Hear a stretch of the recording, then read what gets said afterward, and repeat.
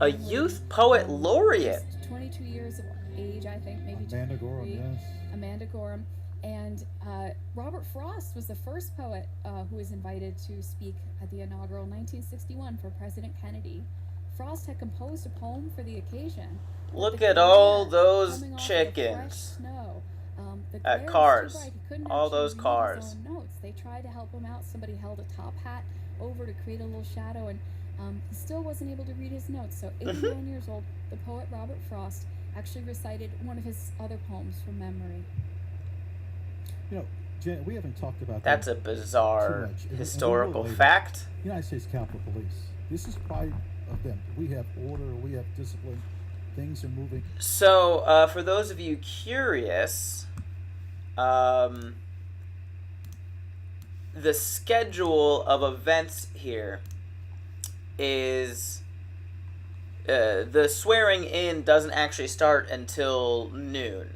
But starting now, we get all the events. There's Obama stepping out of the car. Michelle is there as well. 44th U.S. President Honorable Barack H. Obama arrives to the United States Capitol. So right now, people are just arriving. You know how you do. Arrive places, but nobody records it for TV.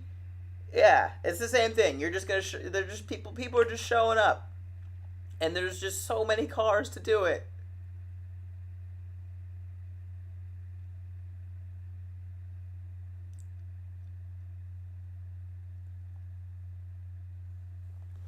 I'm gonna see if I can find the schedule. So let's listen to these people talk about nothing for a minute. Of course, this year things are quite different.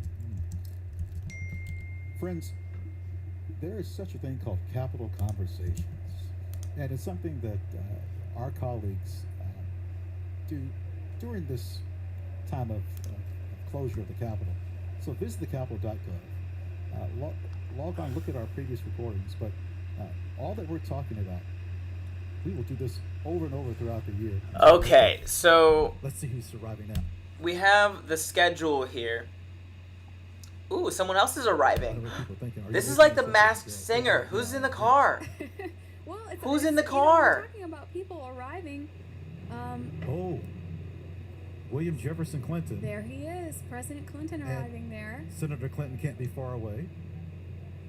I would. Oh, look imagine. at Bill. Look And they're at pulling up to the Bill east and side of the Hill. Capitol. Hill and Bill showing up. Inaugurations used to be held. JFK, Lincoln, Andrew. Bill at this moment leans over to Hill and says, "Remember when I used to work here?" And Hillary says, I worked here too, Bill." And then Bill says, "Yeah, but not at the top." And then later, Hillary's gonna make him pay. And when I mean later, I mean every night for the next 8 years. She's not gonna forget that.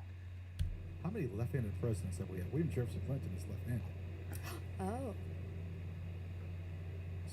We'll think of it. how we might many work with left-handed presidents? How many okay, left-handed- folks, you're gonna write that one down.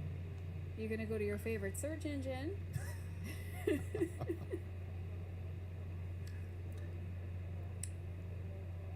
All right, how many left-handed presidents have we had, Oh, guys? the beautiful East Front. I'm gonna guess Now, before inaugurations 2. happened at the Capitol, when the Capitol was still That's my wasn't guess. built, or after it was burned by the British in the War of 1812, presidents inaugurated other sites. So, Ron, as you mentioned earlier, across the street from us, the Supreme Court's current. Yep. All right, so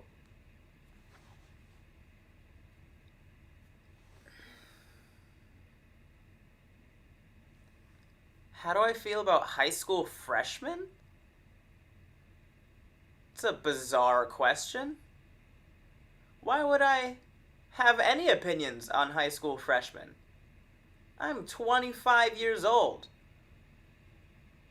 I don't even remember the last time I've seen a high school. Don't ask me creepy questions like that. Here's the schedule for today's events. Starting at 10:30 a.m., coverage begins of the inaugural ceremonies. So President-elect Biden and Vice President-elect Harris will be sworn in on the west front of the U.S. Capitol building after they take their oaths of office. President-elect Biden will deliver an inaugural address laying out his vision to defeat the pandemic, build back better, and unify and heal the nation. Following the ceremony, the President-elect, First Lady, Vice President-elect, and Second Gentleman, that's just fun to say, will participate in a pass-in review on the East Front with members of the military. Pass-in reviews are a long-standing military tradition that reflect the peaceful transfer of power into a new commander-in-chief.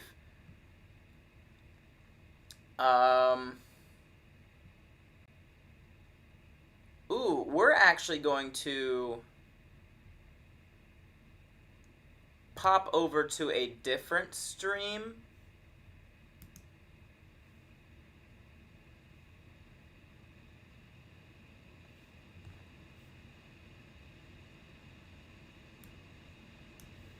Ba-ba-da. Inaugural. Did I spell that right? .org/youth.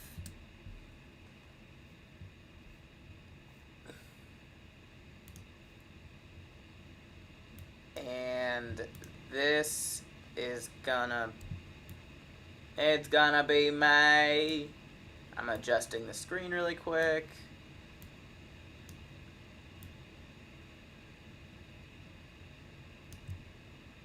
Bang, bang, transition, cool, cool. Cuckoo, ka-choo.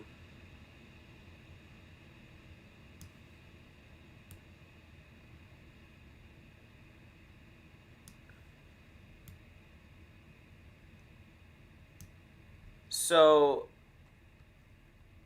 this is actually like a thing they put together. They're streaming for like the kids to watch, but I actually think it's going to be way more interesting than the actual ceremonies. So we're going to watch this. They have a presidential pet segment at one point.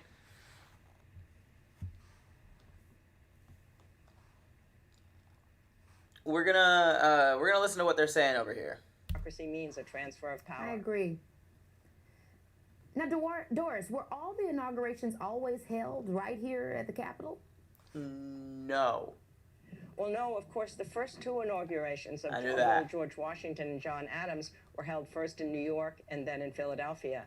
And then once they came to Washington, they were held in the Capitol. And then it depended upon the weather, whether they were outside or inside. Almost all of them have been able to be outside, even in tough weather, but sometimes they had to go inside the Capitol. And then one time during World War II, it was held in the White House during the feeling of time that FDR didn't think it was the right time to have an outside celebratory ceremony. So it's been a little change, but mostly now, especially in the last year since Reagan, in the West Capitol. So you can see them all and see all those senses of Washington. More people can watch it than it used to be when it was on the East Capitol. Wow. Okay, we're going to keep Doris hanging out with us, but right now I'd like to bring in my friends, the Onyx family. Now, the Onyx family produces family-friendly comedic videos that are guaranteed to put a smile on your face. Take it away, Onyx family. Hi, Kiki. Thanks so much for having us. We are so excited to learn more about the inauguration traditions. And we had a couple questions we were hoping you or one of your historian friends could answer. I was wondering what inaugurations looked like 100 years ago. Like, what did George Washington inauguration look like? And I want to know what your favorite inauguration tradition is. Thanks, Kiki. We're looking forward to seeing what the rest of today looks like. Who are these people? I don't know them.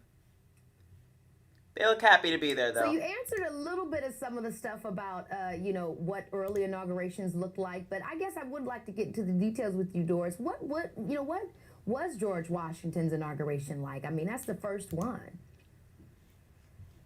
Well, the most interesting thing about George Washington's inauguration is that in the days before, there was a debate. What are we going to call this new chief executive?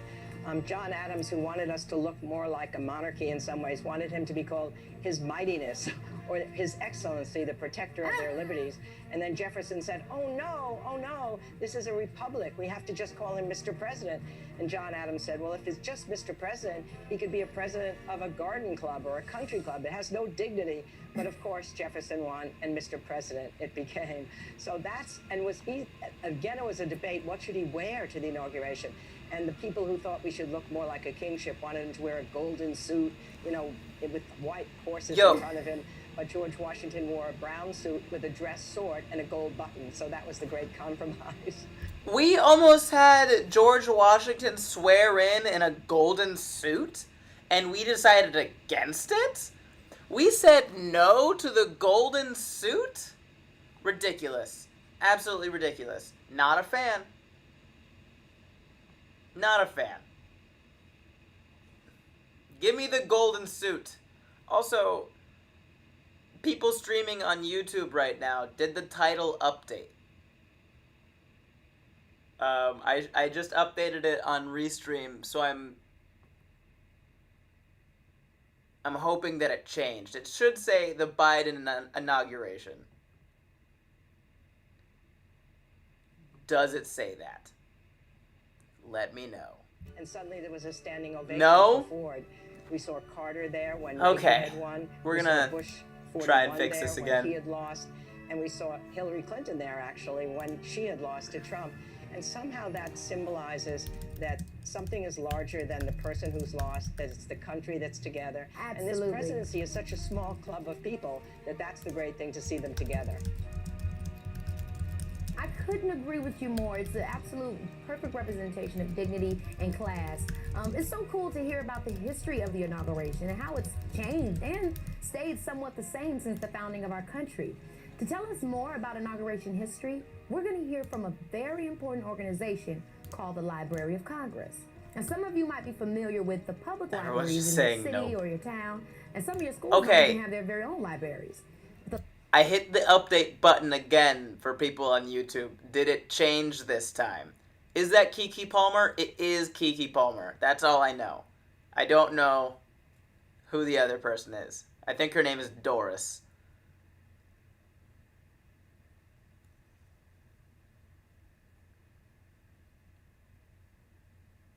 Sense of the amazing work they do. Yeah, okay. People streaming on YouTube, refresh your page and see if it changes.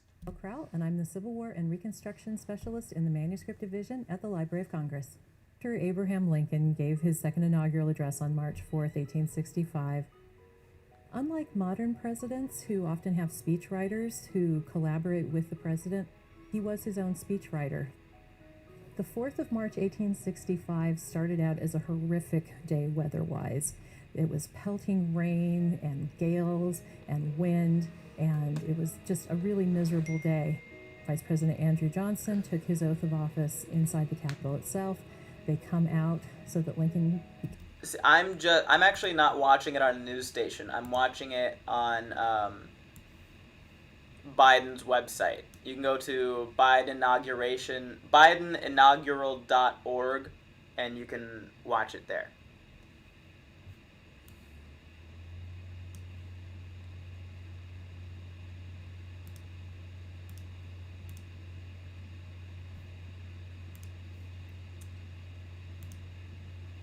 Why?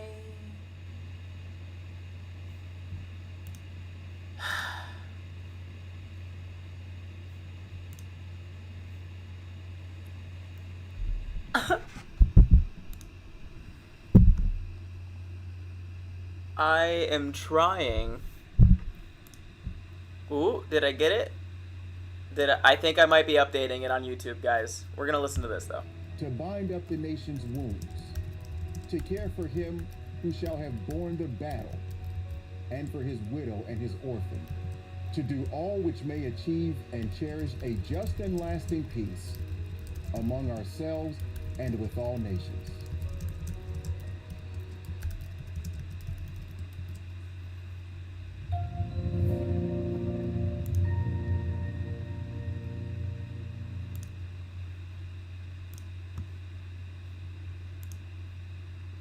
President Lincoln's speech was pretty impressive, and it's insane that they actually had it.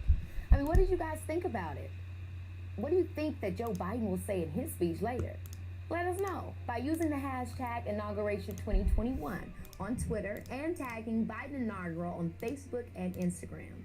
Now, I want to talk about inauguration firsts. Doris, what are some of your favorites? I think one of my favorites is when usually the presidents go in a limousine from the Capitol to the White House, but during Jimmy Carter's inauguration, instead of staying in the limousine, he popped out of the limousine with his wife, Rosalind, and they walked hand in hand. And it was such a gesture, I think, to the people that I'm the people's president. And then their little daughter, Amy, who was only 9 years old, she popped out of the car as well, and she was skipping along the way. So it really, in some ways, was that greatest moment of the inauguration, just showing that a president really is All right. the people. And then I all the updated people the title on surrounding were able to YouTube, and I'm actually pretty see him happy about walking it. down the street. So other presidents have done it, but not that long distance that Carter did. So that's one of my favorite moments. Another one, actually, my husband was a speechwriter for John Kennedy.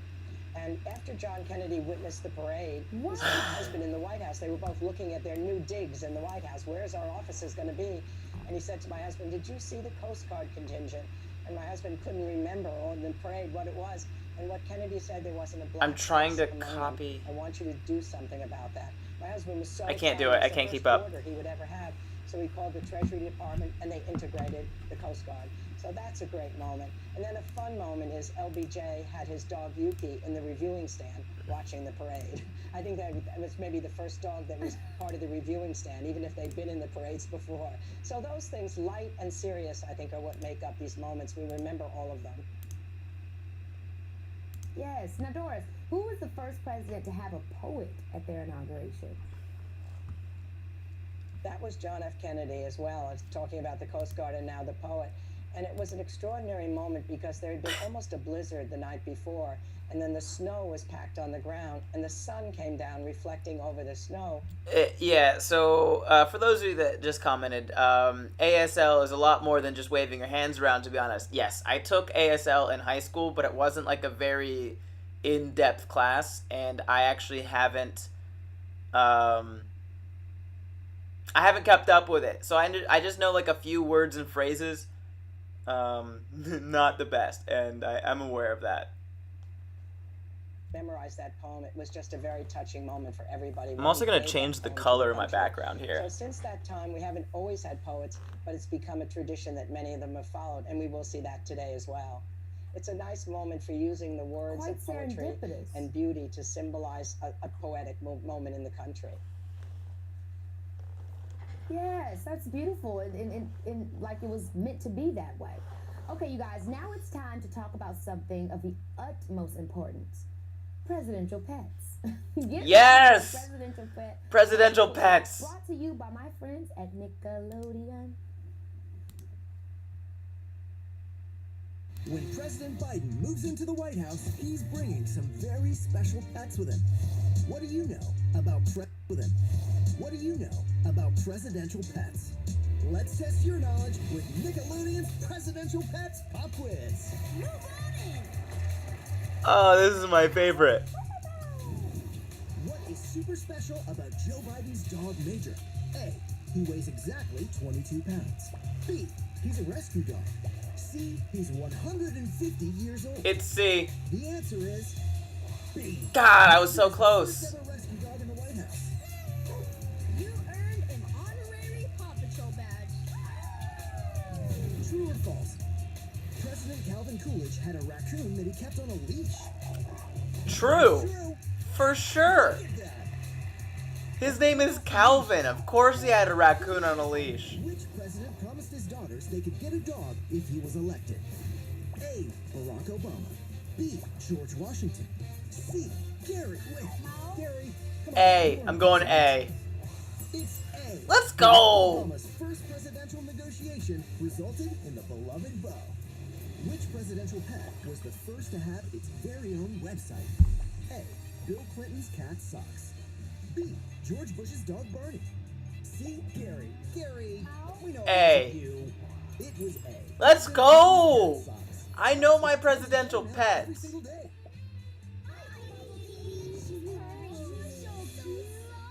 Now you know all about presidential pets. So let's welcome our newest White House hounds, Major and Champ.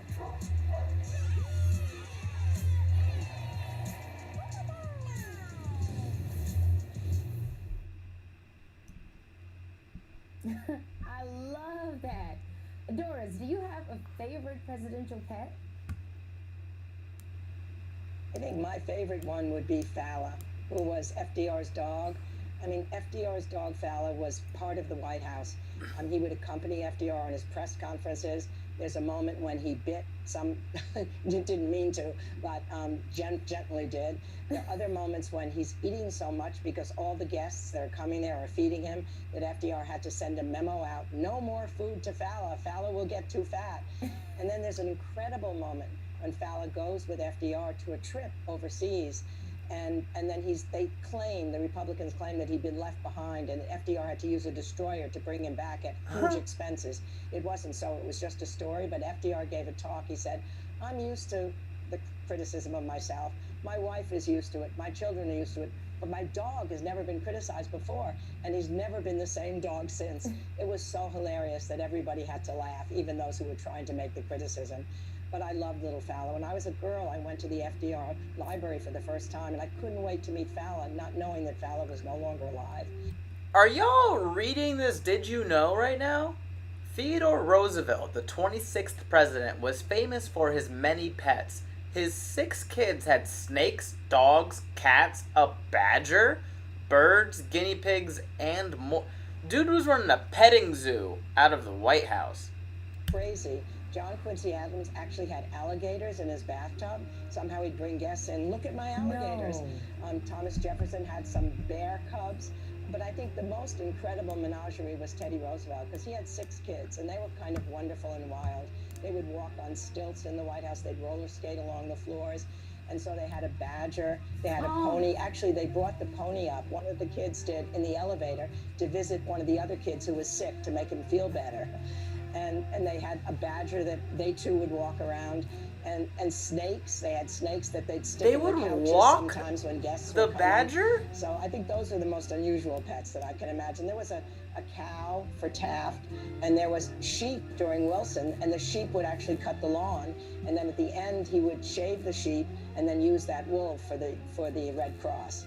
So sometimes they've been useful, these characters of pets as well. Okay, I didn't hear... That leads me to, what kind of role have presidential pets typically played in presidential terms in the past? You know, I think especially dogs and cats play a role as something that a president can relate to in times of stress. You know, it's a companion. Harry Truman... I didn't hear the name, but she just said one of the presidents had pet sheep that would cut the lawn. And... granted, I'm very well aware that she means the sheep would just eat the grass and it would be fine. But I'm only picturing sheep just like pushing a lawnmower. It's way more fun for me. When you know that a president has a pet. Oh, I love that. And I thank you so much for spending time with us this morning, Doris. I learned so much. I could talk to you forever. And now I want to welcome a good friend of mine whose new song has been stuck in my head all week. Ooh, what were you going to say, Doris? I was just going to say thank you. I'm so glad to share this with you today. I'm a big fan of yours, so I'm glad to be with you. Oh, thank you so much. We'll talk later. Let's please welcome Olivia Rodrigo. Thanks, Kiki, and hi, everyone. I am so excited to be here to celebrate the inauguration of Joe Biden and Kamala Harris. This is such a historic day for our country, and I'm so happy I get to be part of it. As some of you guys may know, I got my driver's license recently, and even though I'm old enough to drive around, I am not old enough to vote yet. However, that hasn't stopped me from getting involved in politics and supporting our soon-to-be president and vice president. Does anyone... And one of my favorite things about this incoming administration is their commitment to including... Does anyone actually know who this girl is? Because she just said that she just got her driver's license, and it made me feel way older than I should. I thought I was in touch. I am not. I guess she's a singer. That's how Keke Palmer introduced her. She's got a new song. I'm assuming she's just gonna sing. Look, let's not make fun of young people. But I was not expecting a child. Now, we're gonna hear from our first ever second gentleman of the United States. Second gentleman. Doug Emhoff. Second gentleman. Hi, everyone. I'm Doug Emhoff, and my wife, Kamala Harris, is going to be the next Vice President of the United States. I'm thrilled to join you today and ask you a couple of trivia questions. Ooh. Okay, first question. In which state were the most vice presidents born? Virginia. I'm going to say Virginia. The answer is my birth state of New York. Oh. 8 vice presidents were born there. George Boo. Clinton, Daniel Tompkins, Martin Van Buren, Millard Fillmore, William Wheeler, Schuyler Colfax, James Sherman, and Theodore Roosevelt. All right, next question. How many second gentlemen have there been throughout history? It's just you, Doug. It's just you, Doug. Don't... The answer is none. It's but just with the you. Historic inauguration of my incredible wife, Kamala Harris, as the first female vice president, I'm going to be the first second gentleman. So proud of you, Doug. Wow. I'm just sitting here thinking about it. I mean, isn't it so cool we're going to have a second gentleman? Doug Emhoff is the first because Kamala Harris is the first woman to ever be vice president. I'm so excited that a woman of color is going to be the vice president because everyone deserves to be represented, no matter your race, religion, gender, or even age, including kids who aren't even old enough to vote yet. Matter of fact, let's hear some advice from kids for the new administration. Oh, hey, if you're watching, they just Biden and them just walked up. Real kids give advice to the new president. Okay. Listening to kids could be a really big eye-opener because sometimes we see things that the adults might not. We have a great idea. We may be small, but we're pretty mighty. My advice for the president is to make sure everybody has a home to live in and food to eat. And health insurance. Everybody needs to be healthy.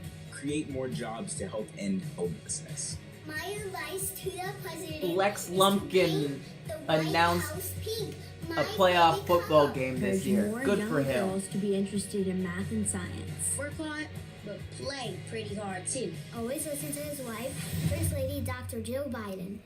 The president is to protect the environment. The pollution is like everywhere, and especially those big factories. And do his research on how to solve climate change and help save endangered species. And provide more money to the animal shelter so they can take care of all the animals they get. My advice for President Biden is getting a cat for the White House.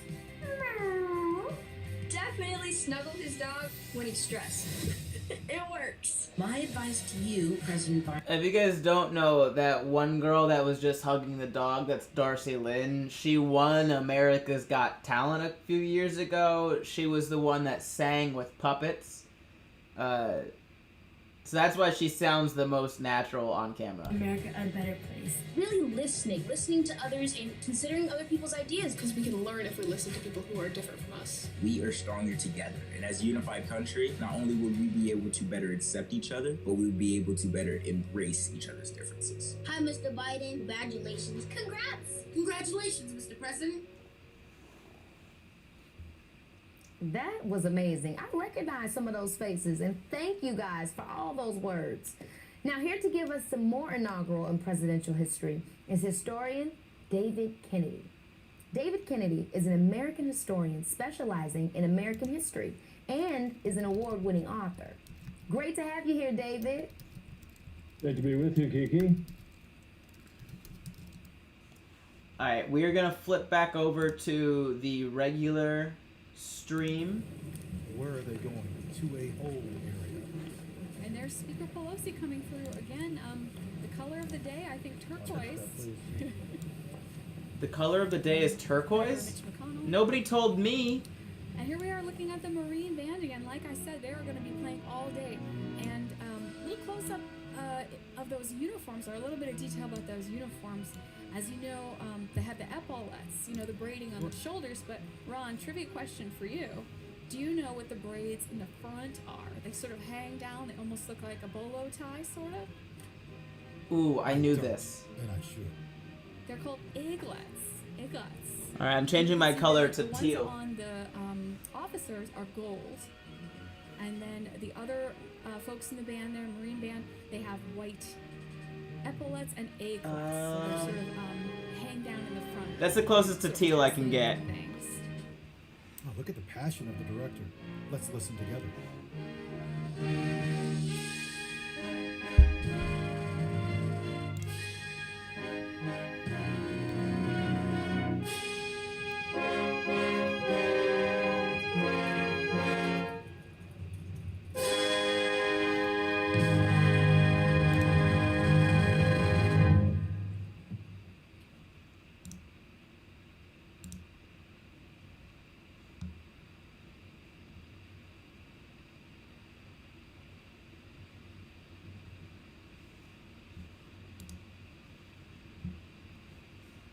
Oh, it's so quiet. These guys are way quieter than Nickelodeon people.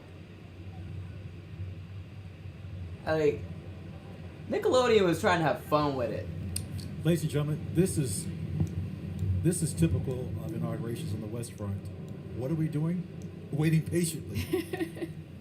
I think that may be Representative Delorio there. Her green footwear just at the top of camera now, but she's usually got some distinctive hair color and clothes that we can spot her even with masks on. It's difficult sometimes to identify our members of Congress when everybody is masked up in this pandemic. Now, Jen, people have watched for a couple hours now, and they might be wondering, well, wait a minute, I see marble that's different colors. You would be correct. Oh, yeah. That marble from Vermont, Maryland, and Massachusetts, specifically. Like, okay, so, listen, I know it was, like, weird seeing children on Nickelodeon, but, like, hold on, we gotta give some respect. Right, General Mark where, A. Miley. People are going to be sort of swallowing out, if you will. The chute brings to mind kind of like a water park, right? But they're going to kind of come down from the rotunda and out those doors onto the platform on the west side. So the door just behind us in this shot. This chute is at the bottom of the staircase. That's my boss. To the crypt.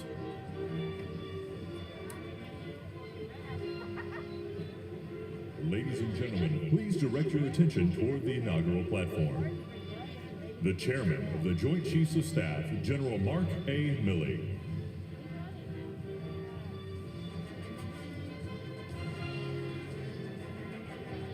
General Milley coming out now, Chairman of the Joint Chiefs of Staff.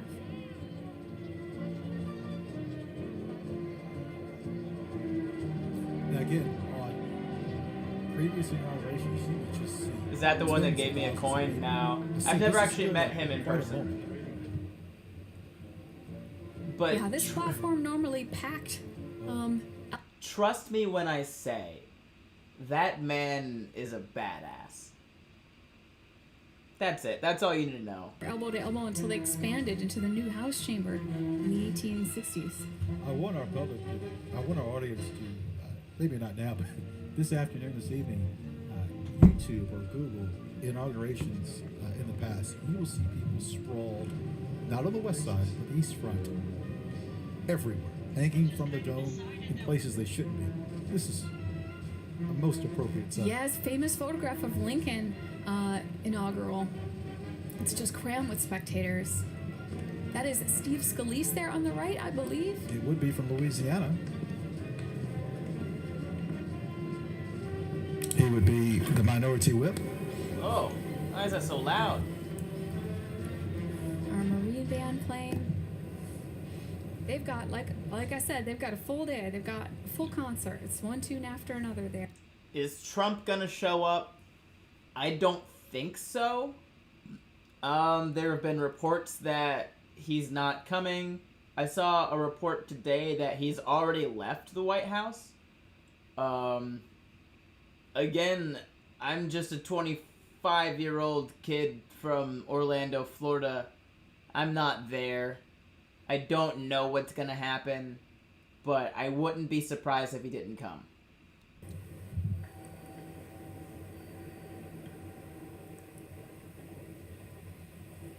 Being shown their marks, how to come out. I think that might be Clyburn in the red hat. From South Carolina, it is.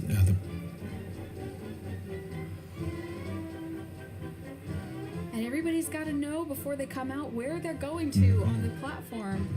Okay, so yeah, he already left. You guys are saying he left early this morning for a military base. Yeah, then I don't think he's gonna come.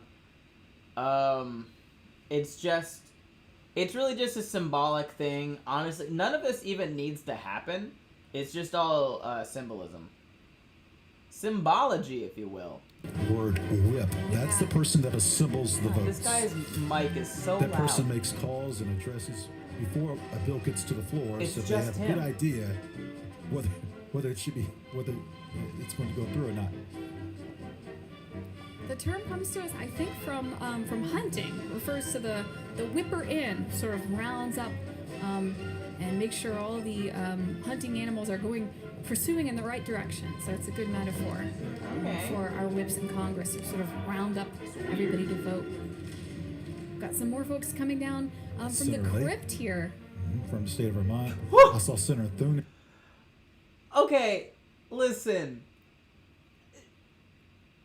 This woman just said more people coming down from the crypt here, and I actively know that the crypt means something very specific involving the Capitol or whatever.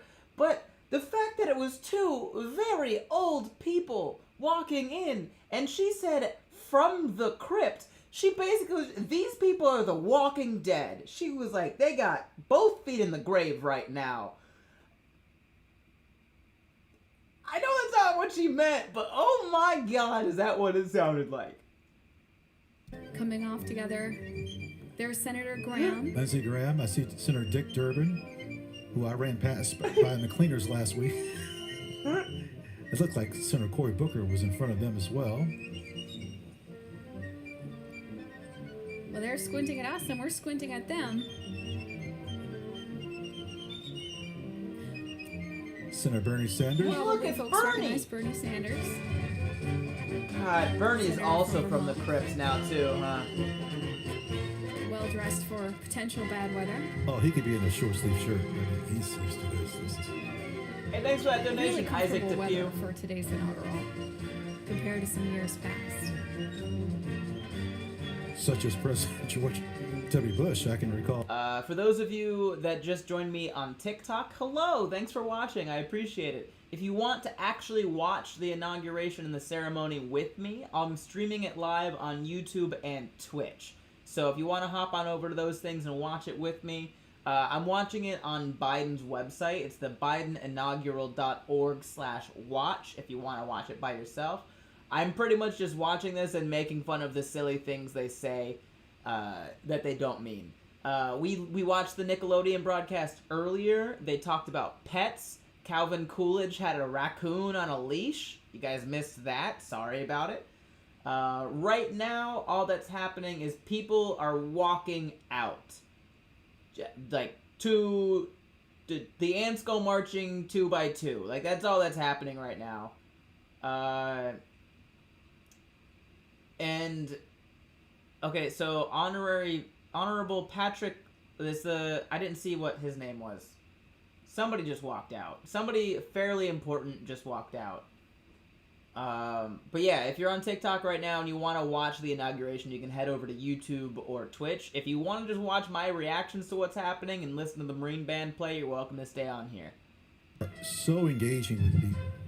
The late Congressman John Lewis, I can recall years ago, I waved him over. He says, I'm going to vote and come back. And I said in my mind, no way.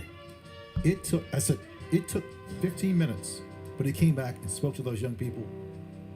Well, Mr. Vice President Pence, he used to stand up, when he was a member of Congress, he used to stand up on the benches in the rotunda and give tours. I recall that all the time. That looks like Kevin McCarthy from California. I believe we'll be seeing the beginning of the JSIC leaders going out to the platform here. This is like watching all these senators and stuff walk out of the Capitol building is like, it's like meeting your favorite football player in person, but like you don't recognize him without the jersey on, and you're like, yo, I think that's our offensive tackle. I think his name is James. Like, I'm listening to these announcers right now, and they're like, I think that's the senator from South Carolina. They should have they should have pictures of all their faces or something. I don't know, man, but it just sounds like they're guessing every single time a senator walks out. And it's so, oh, of course, look, okay, if you're not watching it on TikTok, but they're just showing people in the stands right now, and you can tell immediately who's from Texas, because he had a cowboy hat on, and his face mask was just the state flag of Texas. It was the most Texas thing I've seen today. Office of President of the United States. And James Madison and George Mason insisted the chief executive should also Another swear one oath to the Constitution. Listen. And so if you're from Texas and you don't have a face mask that's just the state flag of Texas, you're not from Texas. You're not. And if you're from Maryland and you don't own a face mask with the state flag of Maryland on it, you're also not from Maryland. Thanks for that donation, Catherine Auman. Love your stuff. Keep up the laughs. I will do my best. In terms of those things, we think of them as always happening this way. We think inaugurations always in January, but until quite recently, they were happening at other times, including March. We saw earlier in response to our trivia question that George Washington was actually inaugurated April 30th, but a lot of the other ones, March 3rd or March 4th. Or in some cases, if it's on a Sunday, March 5th. Yes, and if inauguration falls on a Sunday, that's right, they do not have it on the Sunday. They do kind of a small swearing in and then the official ceremony the next day. Actually, President Wilson, I believe, was inaugurated on a Sunday. What am I drinking? Powered juice. No, it's just water. Drink water, everybody. Just drink water. The inauguration actually doesn't start for like an hour and 15 minutes, so we're gonna sit here until then. Drink water, eat breakfast, have lunch.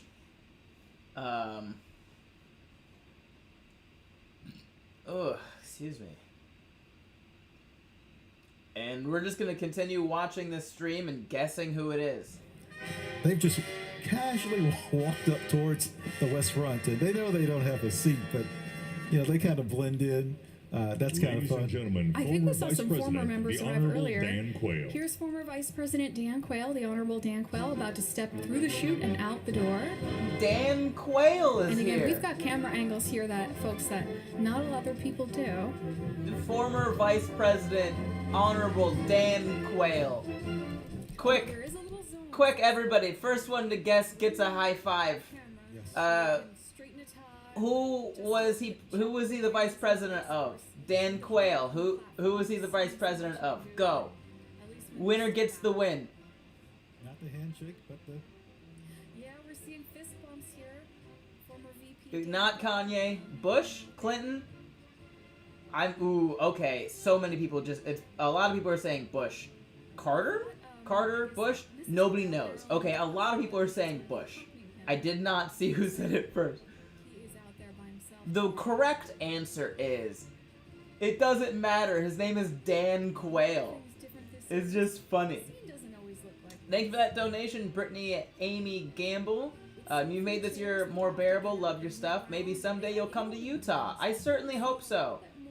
Utah has a pretty cool club up there in Salt Lake City, so hopefully I'll be up there sometime soon. Okay, I'm gonna Google it for you guys so you stop saying a bunch of names.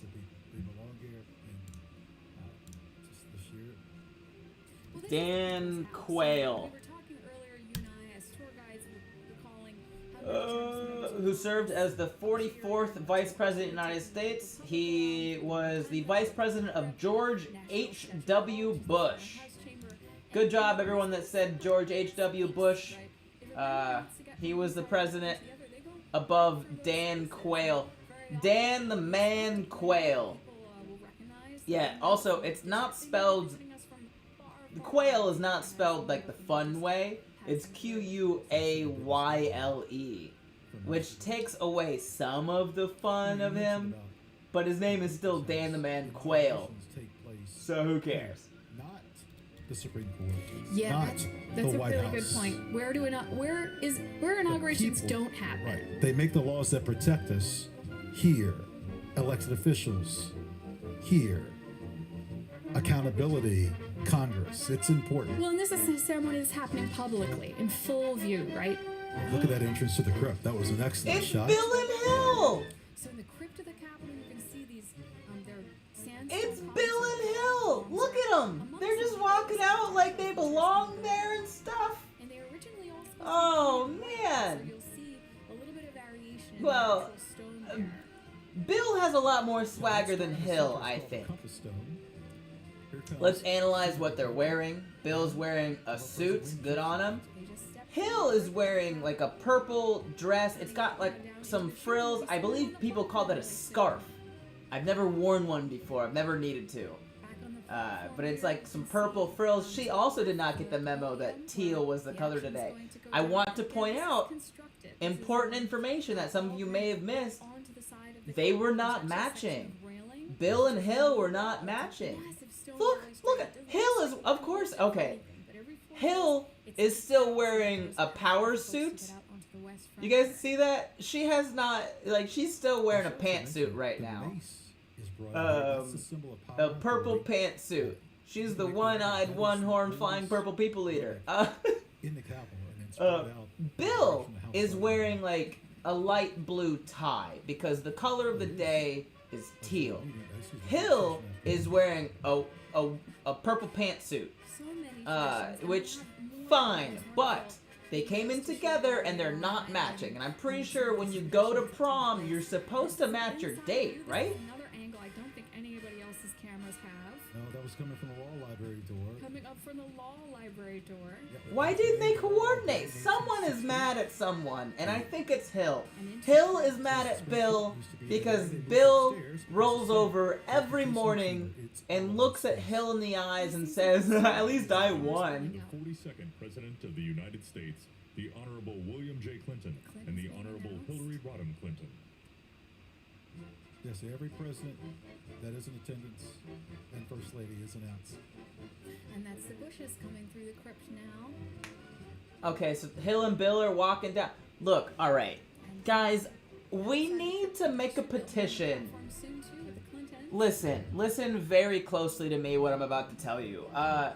The walkway from the Capitol building out into the west front where they're going is called the crypt. They need to change that. Way too many very old people are walking out of the crypt right now. And boy, is it funny for me. But someone's gonna be mad tomorrow. Alright, here come the Bushes. The young Bushes, not the old Bushes. Old Bush can't be here right now. He's busy. The first one to be held outdoors, and the number of people Okay, Barack and Michelle are about to walk out too. Alright, we've got the Obamas coming through, about to enter into the crypt there. There's this guy, and you can't see it on TikTok, and if you're watching on YouTube, I'm not sure if you noticed, there is a Marine in the Capitol building. Like, when the honorable people walk by, he's there. Looking for hats. And he's supposed to be there, paying attention, and, like, saluting. But the thing is, he's not actually facing anybody that's walking by. Like, he's facing this way while people are coming this way. Instead of turning so that he's facing the people walking, he's facing the same direction and just saluting nobody? Whatever, man. Hey, do whatever your boss tells you to do, I guess. Of the United States, the Honorable George W. Bush and Mrs. Laura Bush. The Bush is coming out of the chute and onto the platform. 43rd U.S. President, Honorable George W. Bush, and Mrs. Laura Bush. The Bush legacy, formidable. There is a tree. See, they're matching on the house side of the Capitol. They coordinated. George is wearing a light blue tie. Laura is just all decked out in light blue. She got the light blue. What is that? A pea coat? She got the light blue mask. Oh, they're in love, or they're either in love or George is still just whipped, which totally fine. He's winning. That's how you survive. Men, be whipped. It'll make your life so much easier. Excuse me.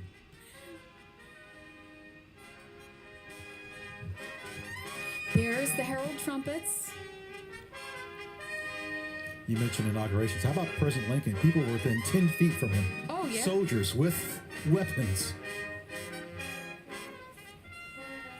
Those are called tabards, those things that hang on their trumpets there. They have two sets. They have a navy blue and a white. So those are the navy blue that we see there in the herald trumpets. Okay, so the justices are walking out now? Yes, Army Howard. for they're our on candidates. deck. So our justices in their robes coming down. To- It's my understanding that they gather in the Ladies old and court gentlemen, chamber. the 44th With the robes President on of to the kind of come United all out States, together. the Barack and Honorable Michelle. Barack H. Obama and Mrs. Michelle Obama.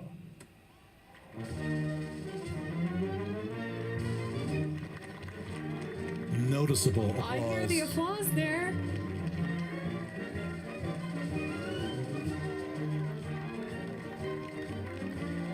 Very helpful to have announcers. As a senator, I once shared the same elevator with you. So they're not matching. However, I think it's a good note to point out that Barack kind of looks like he's dressed for a funeral. I'm not putting words in his mouth, but he's wearing like black on black on black.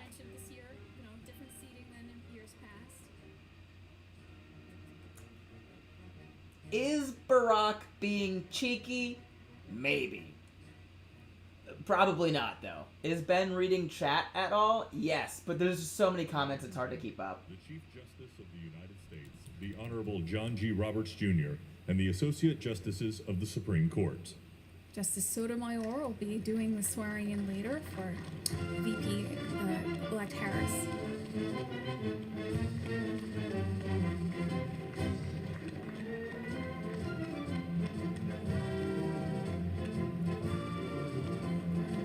Here are the justices. Yes, careful, everyone. Yeah, everyone needs to watch their step. Apparently, it's like really windy. It's like really windy in DC right now. And they're all wearing their robes, and I kind of just want one of them to be picked up and thrown. The smallest one is the new lady. I haven't learned her name yet. Amy or whatever. Justice Amy. She's the smallest one, so I think she would be the easiest to be picked up and thrown by her gown.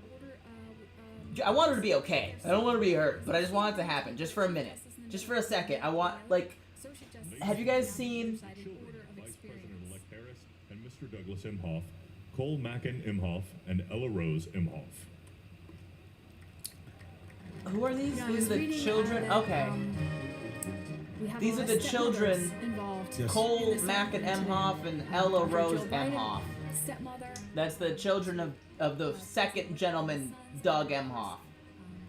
Okay, back to my thing about the windy day. Listen, have you guys watched Winnie the Pooh? And there's like an episode where Piglet is holding onto a kite, but it's a rather blustery day. Or, no, I'm sorry. Piglet is the kite. He gets tied up, and he's flying around because it's a rather blustery day. And, Piglet, and he just starts flying around, and they spend the whole time trying to get Piglet down safely. I just want that to happen with one Supreme Court justice for a minute, just like really quick. It seems so strange that there's so few people. But thanks for that donation, Casually Bored. There's a wiki apparently named after you. Huh. I have a Wikipedia page now. Look at that. benbrainerd.fandom.com/ I have a fandom wiki. People saying they couldn't spot Jefferson Huh. because he wasn't wearing any special sash or hat. It's Wednesday, Pooh.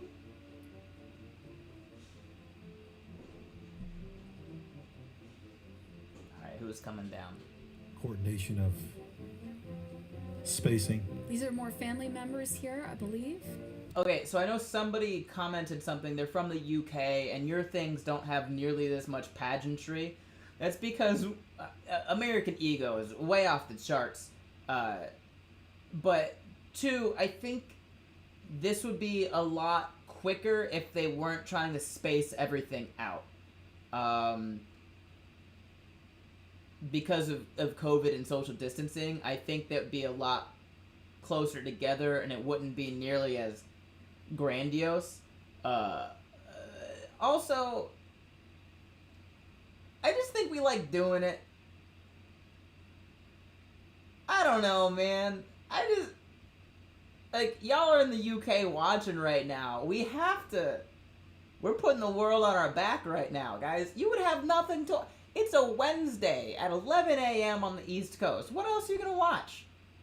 What else? You're gonna watch us being ridiculous.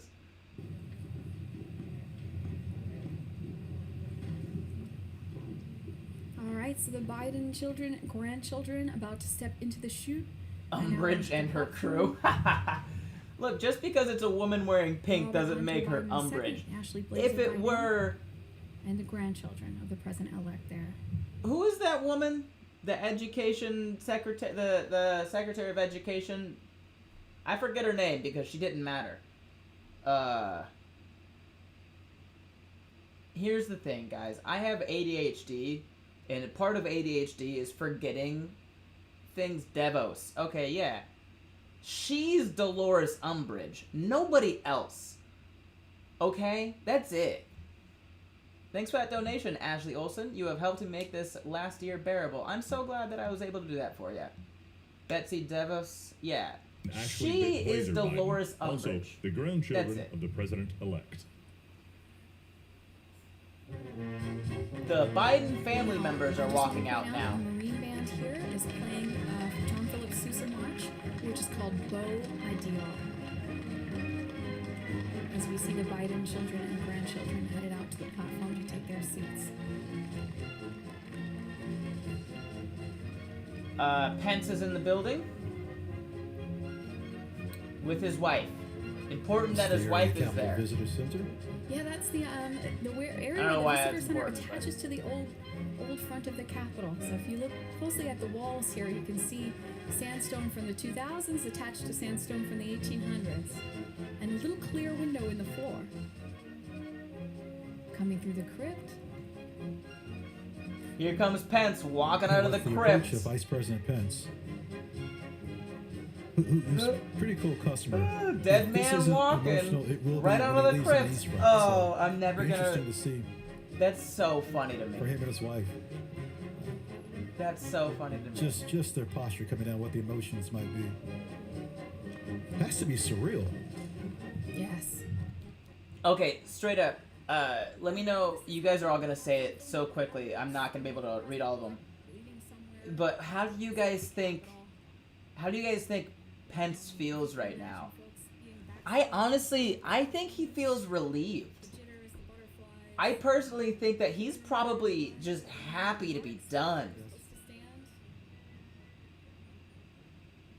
I think he's just ready to go take a nap.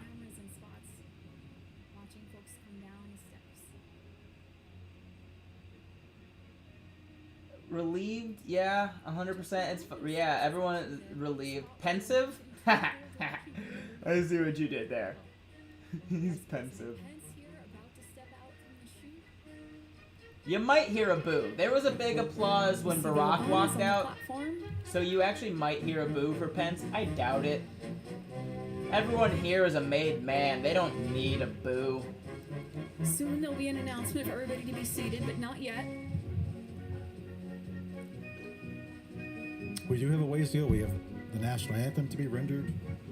Yes. We have performances to watch. We have poems to hear. I think he would have wanted to be president for a few hours just to pardon Trump. I don't think so. I don't know, because, like, right at the end there, he kind of was just throwing Trump under the bus. I mean, for things Trump fully did. It wasn't just like he was lying on his name by any means, but, like, he wasn't trying to protect him or anything. Why does it look like it's about to rain? Because Julie E. Adams and Chief Administrative Officer of the House of Representatives, Catherine Spindor.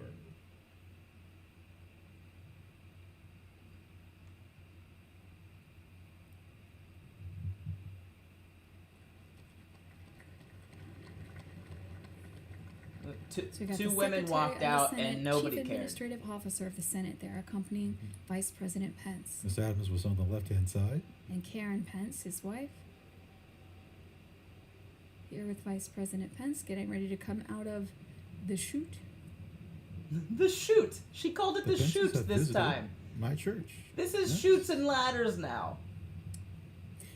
Vice President Pence is, I think, probably the member of Congress, Senate, that visitors have spotted the most on my tours in the past couple of years. He has time for people, doesn't he? He stops and shakes hands. I had whole school groups of 8th graders run over to meet the vice president, and again, it's one of those moments folks can't believe they're having. Came on a tour of the Capitol and saw the vice president.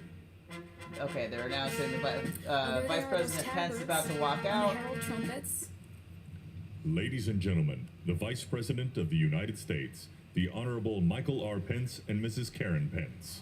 She is a Karen. Whoever said it earlier, yeah. That's actually her name. Marine Man, like Hail Columbia.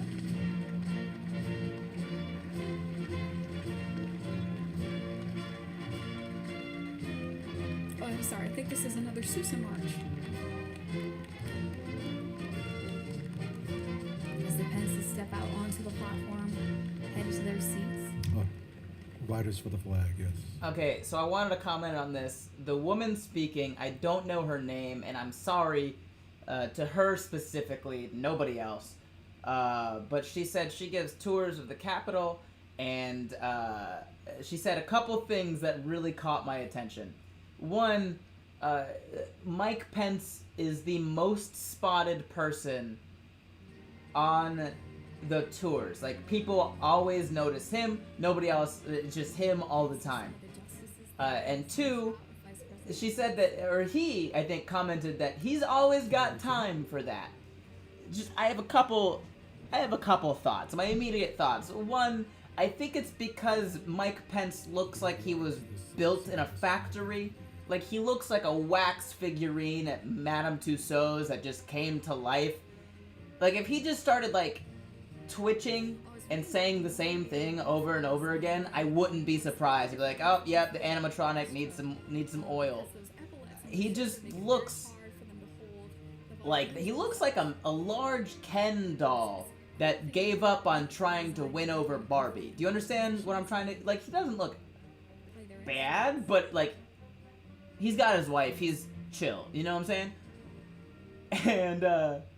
And the second thing, when that guy was like, yeah, he's just got lots of time to meet those people. Bro, you just straight up calling out the vice president like that? Like, he does so little in the Capitol building that he just has all the time in the world to shake hands with 8th graders constantly. I'm not saying that's accurate, but that was the first thought I had when that man was like, yeah, he's got so much time. That dude on national TV was just like, yeah, Pence is pretty lazy. On the East Front, I think he knows and those strollers down. I think we do. Got some small ones there.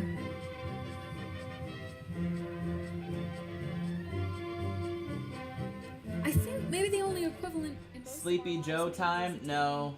Got about, it's another hour until the swearing-in ceremony begins. So, I got about 54 minutes until he gets sworn in. There's still some other stuff that has to happen as well. And you've got a dress for the duration, right? Yes. We should mention there is a plan B if we don't have it on the West Front and a plan C. That's like, I'm not a big fan of, this is my own personal thing. I'm not a big fan of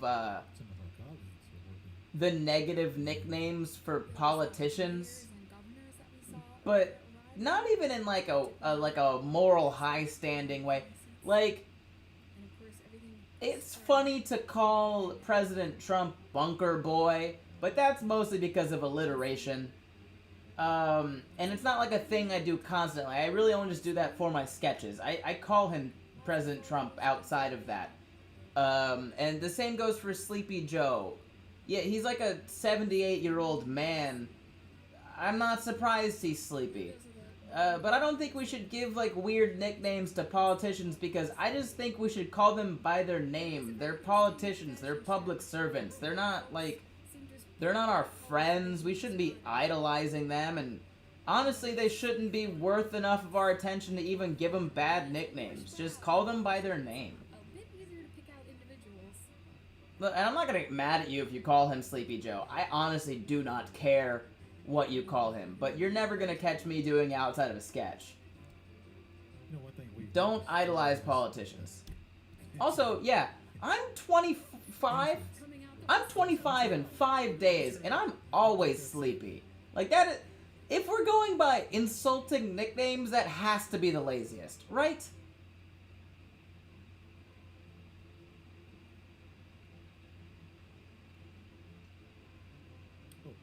We're all sleepy. Calling. Okay, this is the only exception that I will make. Thank you for the comment. Thank you for that comment. The only exception that I will make is calling Ted Cruz the Zodiac Killer. Do that all you want. I love doing it. It's so much fun for me. Is it true? We don't know. Probably not. But is it fun? Heck yeah, it is. Look, you can call Ted Cruz the Zodiac Killer, but like, that's the only one that I have no problem with.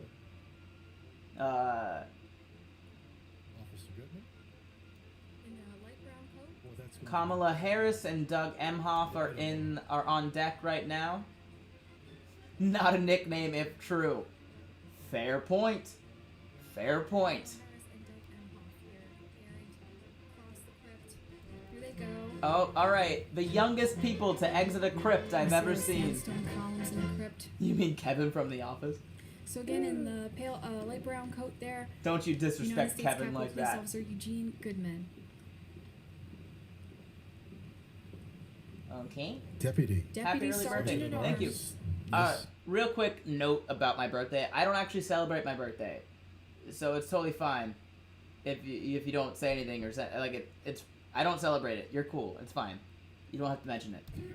He's a familiar face to us and to our colleagues in the guide service. Again, if you're watching on TikTok, hello, welcome. If you want to actually watch the inauguration with me, I'm streaming it on YouTube and Twitch. So you're welcome to hop on over to one of those platforms and watch it with me.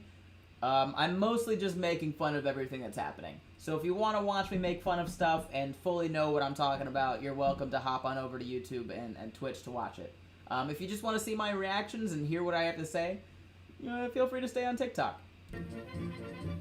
Officer Goodman, this is a walk he's made many a time. Oh, that's the bouncy one. Listen to the music. Never as part of the procession in quite this way. Don't you feel like he's on duty. It's just...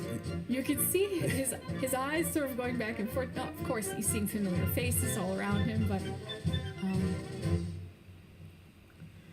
Ladies and gentlemen, accompanying the Vice President-elect, the Chief of Inaugural Ceremonies, Maria Miller-Lohmeyer, the Acting Deputy House Sergeant-at-Arms, Kevin Grubbs, and the Acting Deputy Senate Sergeant-at-Arms, United States Capitol Police Officer, Private First Class Eugene O. Goodman.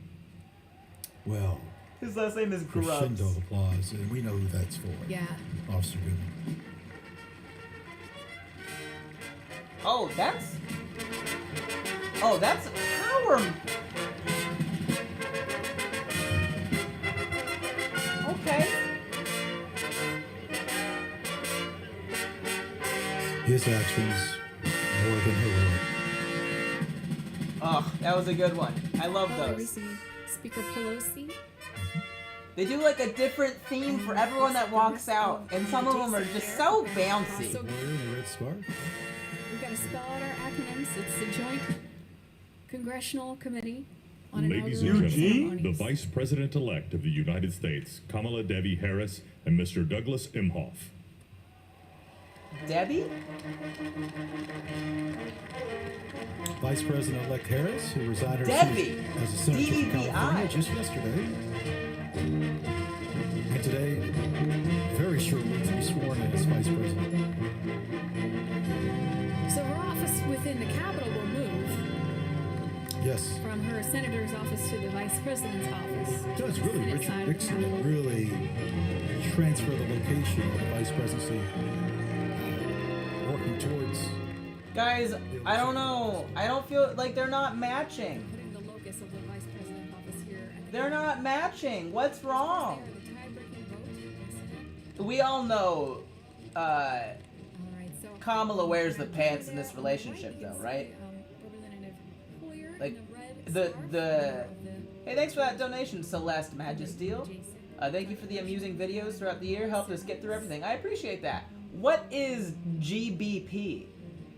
What unit of moneying is GBP? She is matching with Hill! Kamala and Hill are matching! Now, I don't think that means anything, but they probably coordinated. The Great British Pound? Oh, alright, thank you. Thanks for that donation, Cody Hall. Wait, is she not married? Yeah, she is. She just didn't take his last name. So, Kamala Harris is married to Doug Emhoff, but didn't take his last name, which is fine. Honestly, like, if I ever get married, I don't want a woman that wants my last name. So, doesn't really bother me.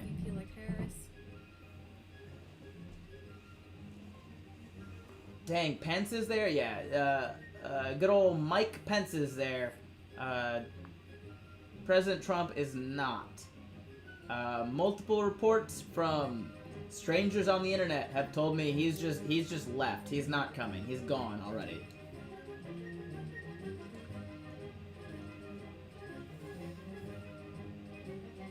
There's the Texas guy again. I wish I knew who that was. He is so Texas. Do I see snow? Thanks for that donation, Sarah Whitehead Hair. Your content brings me so much joy. Thanks. I appreciate that. I'm glad you enjoy it. You notice it has gotten considerably darker. The wind did pick up. There's the guy. There's the man of the hour right there. Soon to be the 46th president. Trump just landed in Florida. Getting ready to cross through the crypt.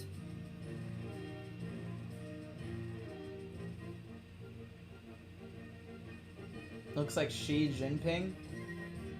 I don't think it does. I had to do a whole thing about China and mention Xi Jinping once during military schooling. I haven't seen anybody that looks like Xi Jinping, but I can't stress enough that we have cameras in areas that you won't see on any other live stream or broadcast. These behind-the-scenes shots, this idea The that you Joint can see into the Congressional visitor Committee center. on Inaugural Ceremonies, Staff Representative Alexandria Gordican DeChico, accompanying the House Republican leader, the Honorable Kevin McCarthy. Staff Representative Bridget Brennan, accompanying House Majority Leader, the Honorable Steny Hoyer and Mrs. Yvette Lewis. Staff Representative Kate Knudsen, there's a lot of accompanying people coming Speaker out of the right now. House of Representatives, the Honorable Nancy Pelosi and Mr. Paul Pelosi. Staff Representative Lindsey Kerr, accompanying the Honorable Amy Klobuchar and Mr. John Bessler. Staff Representative Stephanie Hager Mucko, accompanying Senate Majority Leader, the Honorable Mitch McConnell and the Honorable Elaine L. Chao. And Staff Representative Rochelle Graves Schroeder, accompanying the Chairman of the Joint Congressional Committee on Inaugural Ceremonies, the Honorable Roy Blunt and Mrs. Abigail Blunt. So those members of the JCEC, That was a lot of the people Joint Congressional all at one Committee on time. Inaugural Ceremonies, the official host of today's 59th inaugural ceremonies. We can see them there, headed out onto the platform. The announcer just said the names. I couldn't keep Proud up. moment for the committee. That was a wild game of Guess Who.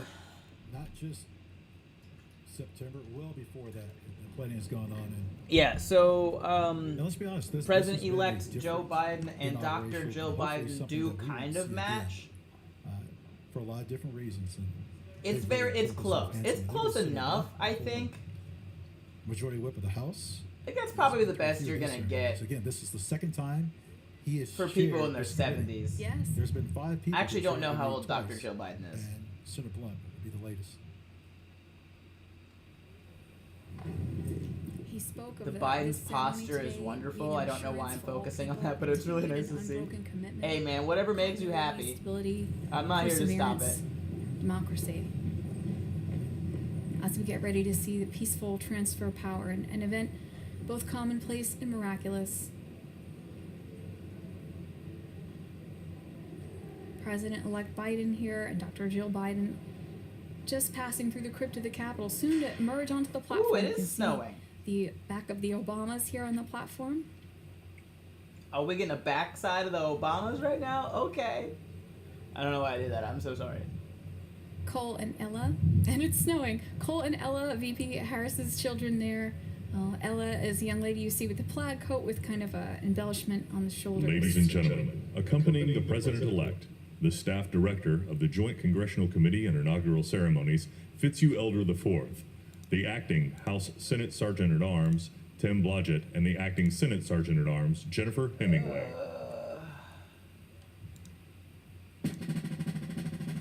You know, snow, not unheard of in Washington in January. But you know what? When they used to have these in March, snow was also not unheard of. Not at all. Until 1933, inaugurations happened in March, and pretty risky in the era before paved roads.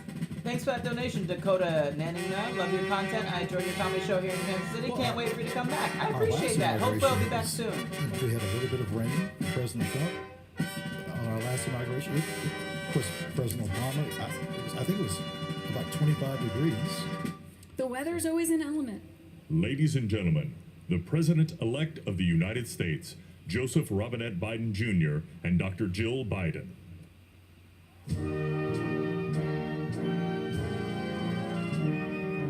This piece by the Marine Band Trio from Hail America.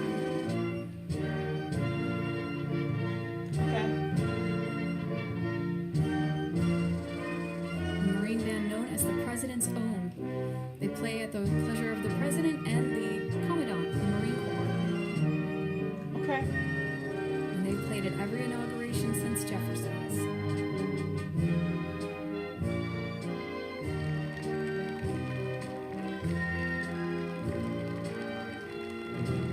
Biden's approaching their seats on the platform here.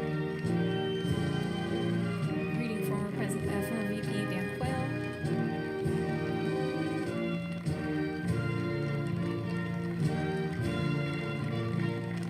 Look at his eyes. The pride. All right. Ladies and gentlemen, please be seated. I am. That's a phrase that is well welcomed right now. Oh man, they all had to stand? They all had to stand until Biden got there? Oh, we gotta change something. We gotta change the rules. Look, all right, I'm running for something. Amy Klobuchar. So that I can change the rules because, y'all, first of all, none of this even needs to happen. Vice President Pence, Mr. President-elect, Madam Vice President-elect, members of Congress and the judicial branch, former presidents and first ladies, vice presidents. She's just gonna say a bunch of names really quick. A couple comments. One, you didn't see it on TikTok, but if you're watching with me on YouTube and Twitch, you can back me up. Dr. Jill Biden was straight dripping. Oh, like she had a suit. It was gloves, everything matched. It was great. Loved it. Sparkly. Caught the attention. Caught the eye. Second thing. They didn't really give Biden a super nice like walkout music. All right, we're gonna listen to Amy talk. Of the passing of the torch of democracy to truly appreciate what a blessing and a privilege it is to witness this moment? I think not. 2 weeks ago, when an angry, violent mob staged an insurrection and desecrated this temple of our democracy, it awakened us to our responsibilities as Americans. This is the day when our democracy picks itself up. Okay, yeah, I know they gave Biden the traditional walkout music, but they gave Eugene the bounciest thing I've ever heard the Marine Corps band play. They gotta spice it up for Biden. Okay, we're gonna go back. Sacred trust between our leaders and our people takes place in front of this shining Capitol dome for a reason. When Abraham Lincoln gave his first inaugural address in front of this Capitol, The dome was only partially constructed, braced by ropes of steel. He promised. Do you get to pick your walk-up music? I don't know, but that would be cool if you could. I would pick. Ooh, do you think they could do like an all-brass version of My Humps? Americans gave their lives to preserve our republic in this place. Great legislation to protect civil rights and economic security and lead the world was debated and crafted under this dome. Now it falls on all of us, not just the two leaders we are inaugurating today, to take up the torch of our democracy, not as a weapon of political arson, but as an instrument for good. We pledge today never to take our democracy for granted as we celebrate its remarkable strength. We celebrate its resilience, its grit. We celebrate the ordinary people doing extraordinary things for our nation, the doctors and nurses on the front line of this pandemic, the officers in the Capitol, a new generation never giving up hope for justice. We celebrate a new president, Joe Biden, who vows to restore the soul of America and cross the river of our divides to a higher plane.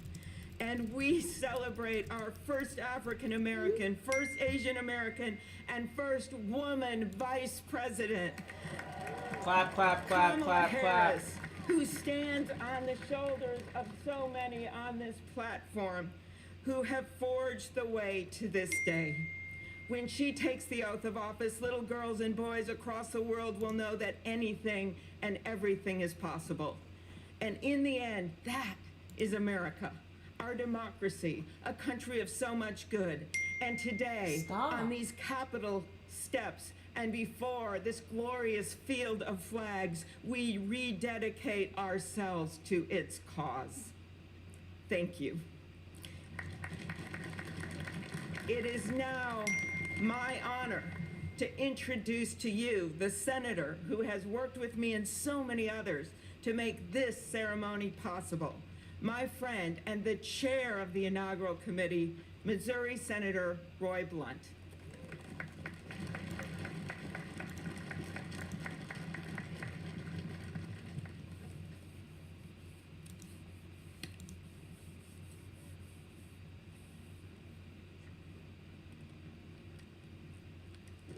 Roy Blunt. That's a name I've heard before, but I have no idea. Well, I should have known when Senator Klobuchar got involved, at least there'd be a touch of snow up here this morning. Of all the things we'd considered, I don't think snow was on my agenda till I walked out the door I'm a moment sorry. ago. But thank you, Senator Klobuchar, and thanks to the other members But what of did the he Joint just Congressional say? Committee on the Inauguration as we officially begin the 59th inaugural ceremony. I also want to thank the Joint Committee staff and our partners, particularly our security partners, for the way they've dealt with unprecedented circumstances. When I chaired the inauguration 4 years ago, I shared President Reagan's. He just walked out on stage right after Amy Klobuchar and said, I knew when Amy Klobuchar got involved, there would be some snow. And, brother, I live in Florida. When I hear snow, I think cocaína. Is she? Okay, like, she's from Minnesota. Do we have to assume that's the reference, right? Right? Okay. We're just gonna. A more perfect union was announced by the Joint Committee before the election, with the belief that the United States can only fulfill its promise and set an example for others if we are always working to be better than we have been. He was calling her a cold. The Constitution established that determined democracy with its first three words, declaring the people as the source of the government. The Articles of Confederation hadn't done that. The Magna Carta hadn't done that. Only the Constitution says the government exists because the people are the source of the reason it exists. They immediately followed those first three words with the words to form a more perfect union. The founders did not say to form a perfect union. They did not claim that in our new country nothing would need to be improved. Fortunately, they understood that always working to be better would be the hallmark of a great democracy. The freedoms we have today, the nation we have today, is not here just because it happened, and they aren't complete. A great democracy working through the successes and failures of our history, striving to be better than it had been. And we are more than we have been, and we are less than we hope to be. The assault on our Capitol at this very place just 2 weeks ago reminds us that a government designed to balance and check itself is both fragile and resilient. During the last year, the pandemic challenged our free and open society and called for extraordinary determination and sacrifice, and still challenges us today.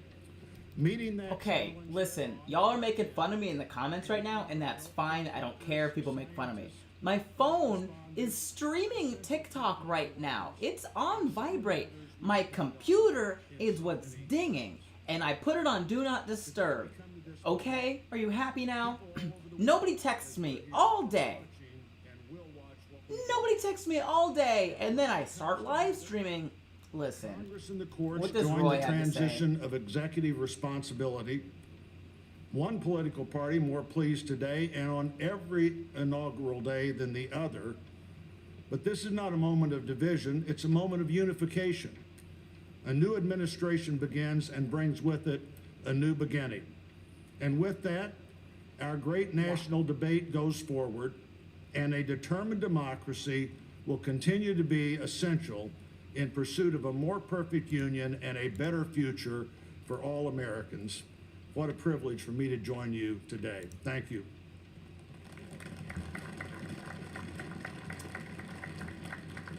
I'm pleased to call to the podium a longtime friend of the President-elect and his family, Father Leo O'Donovan, to lead us in an invocation. Please stand if you are able and remain standing for the national anthem and the pledge to our flag.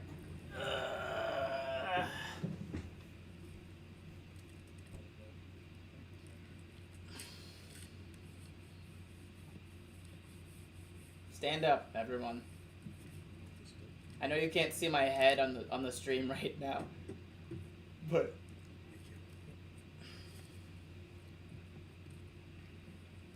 gotta here. Let me just.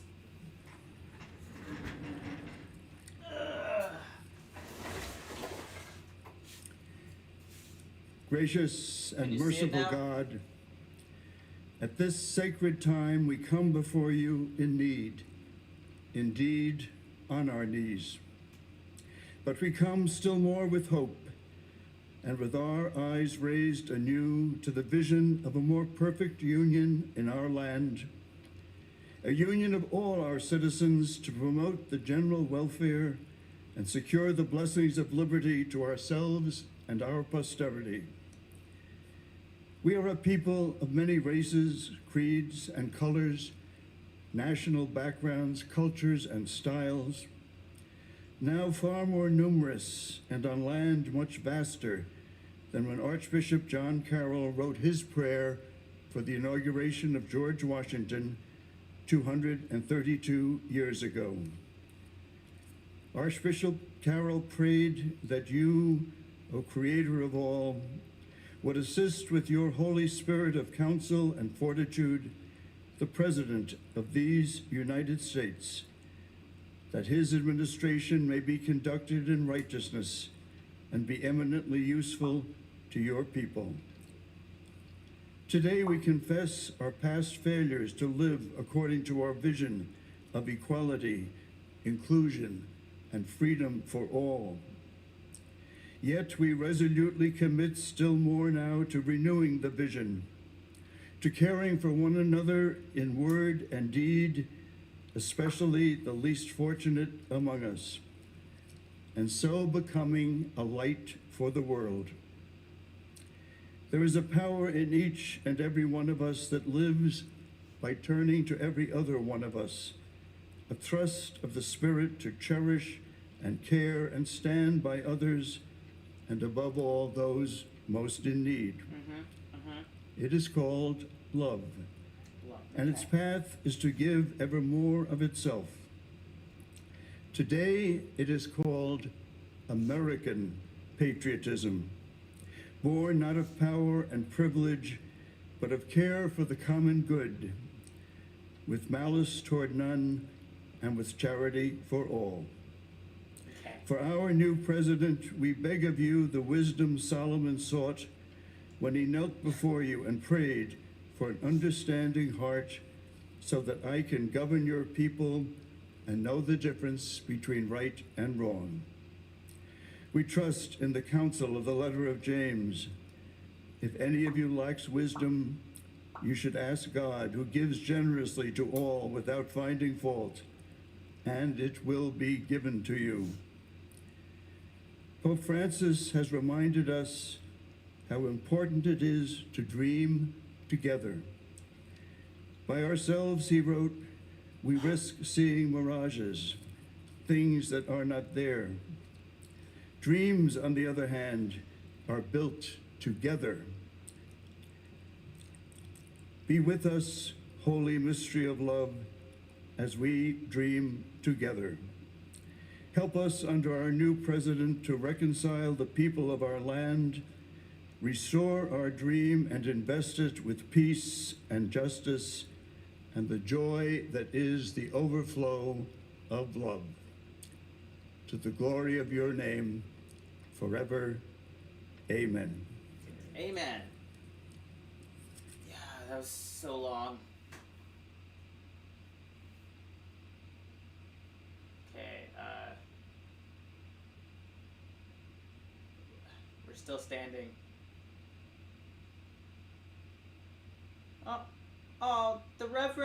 The Reverend just tried to give somebody a knuckle touch and they left him hanging. Oh, he got it. Okay, he got it back. You can't just leave the Ladies and gentlemen, please remain standing for the presentation of our national colors by the Armed Forces Color Guard, the singing of our national anthem, and for the Pledge of Allegiance. The Pledge of Allegiance? What am I supposed to do? This. I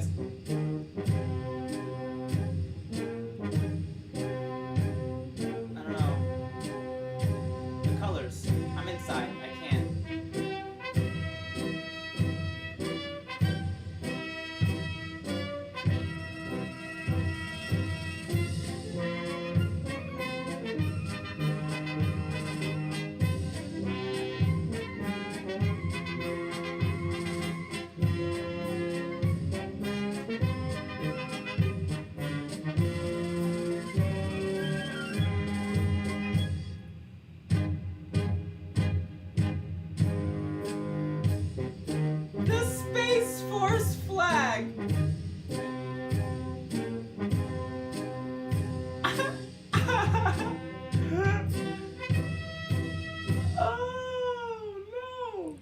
Ladies and gentlemen, here for the singing of our national anthem, accompanied by the President's own United States Marine Band, please welcome Lady Gaga. Okay.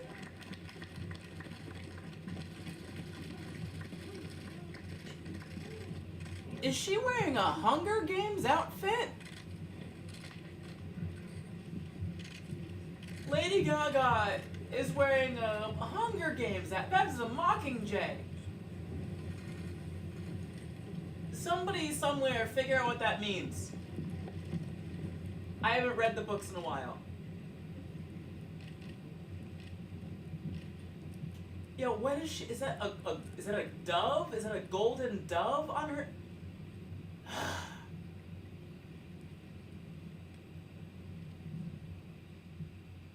Okay, national anthem time.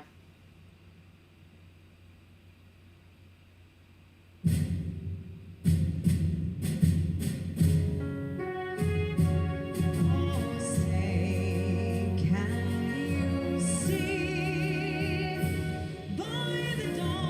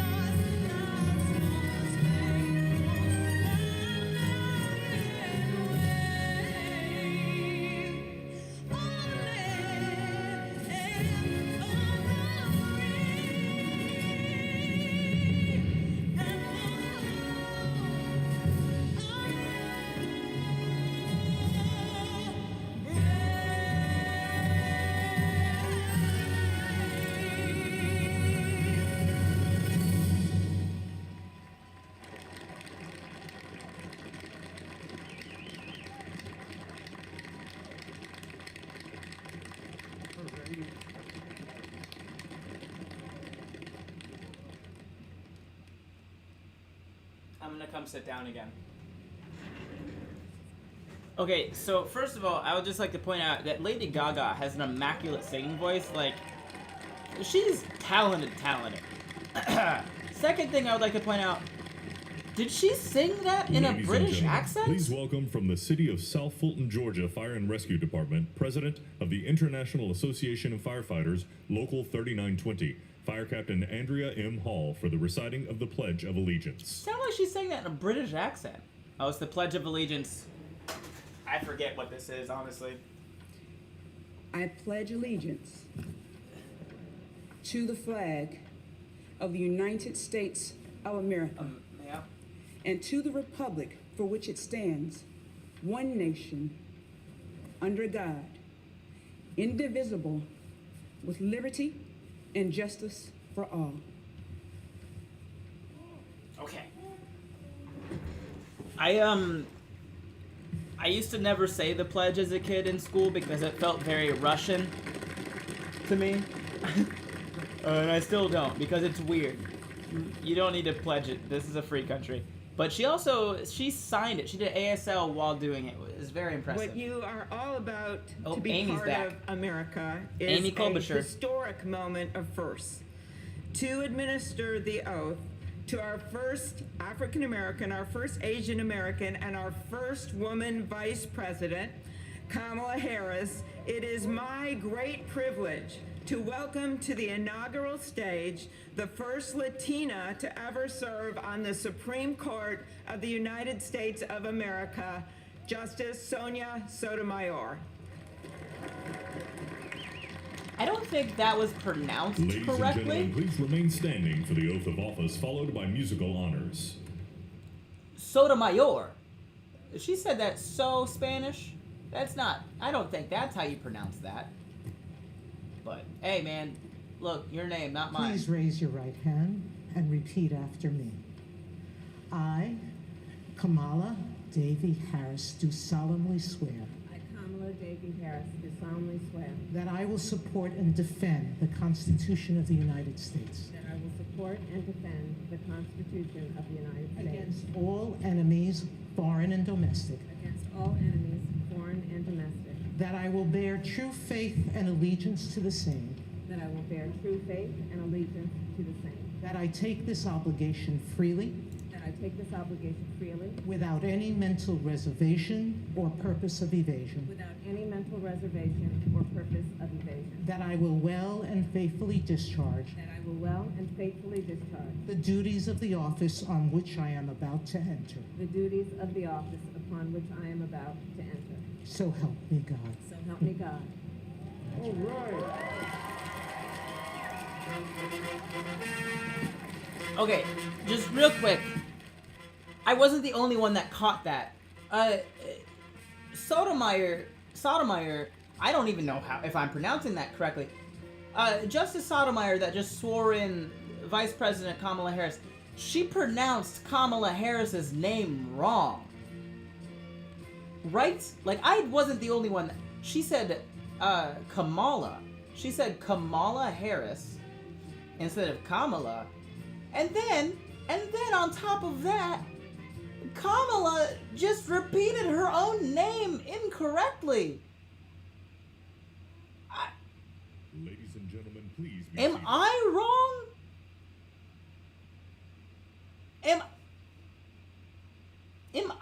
I'm wrong a lot, but I don't think I'm wrong about this one. Welcome Jennifer Lopez to perform This Land Is Your Land and America the Beautiful, accompanied by members of the President's own United States Marine Band. I'm sorry, did they say Jennifer Lopez?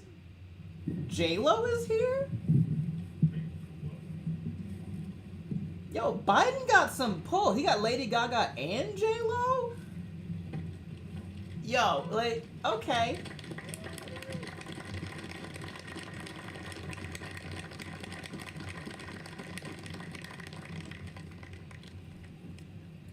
This is the biggest curveball to me, is that J-Lo just walked out. I don't think they're friends. Okay, we're gonna listen to J-Lo sing because it's gonna be beautiful. You don't walk out wearing that outfit and not sing like an angel, so.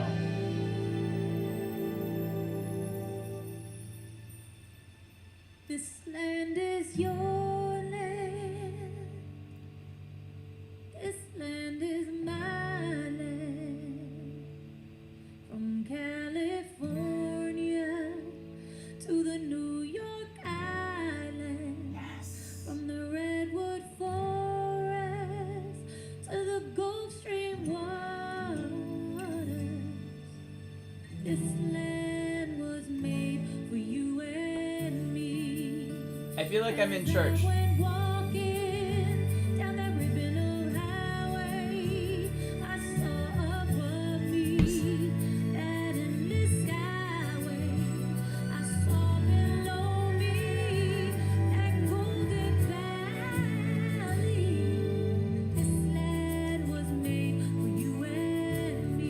Yes, J-Lo. Yes, J-Lo.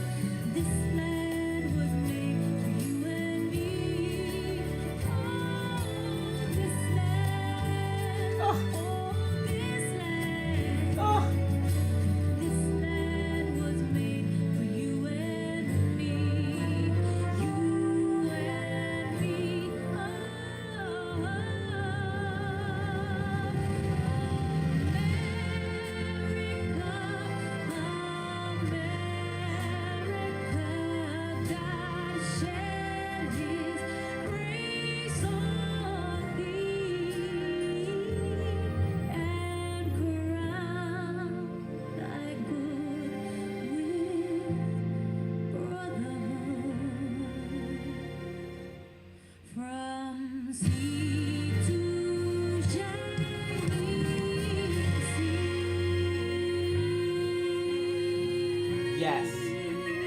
Yes, J-Lo. Oh. Una nación bajo Dios, indivisible, con libertad y justicia para todos. Let's get live.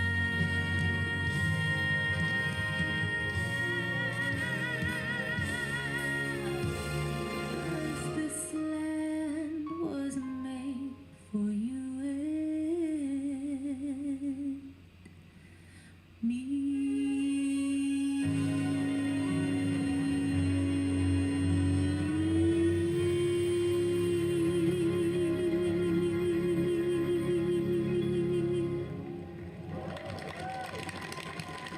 Listen, I don't even care about that song, but there was so much soul in that.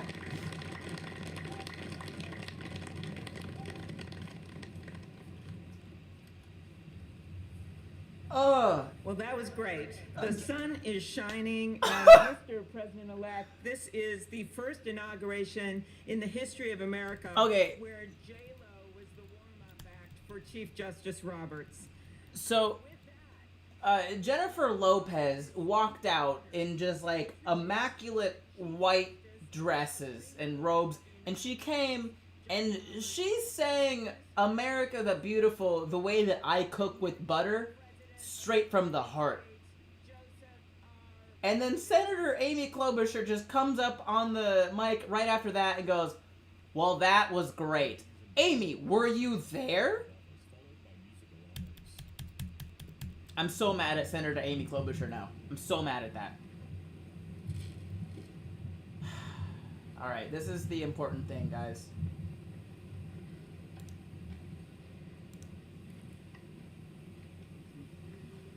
I'll flip you guys around on TikTok so you can see it.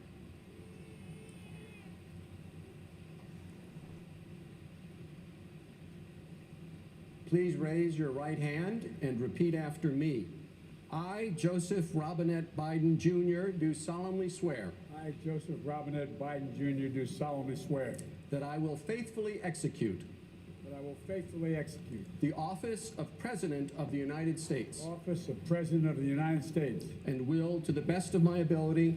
Will, to the best of my ability. Preserve, protect, and defend. Preserve, protect, and defend. The Constitution of the United States. The Constitution of the United States. So help you God. So help me God. Congratulations, Mr. President.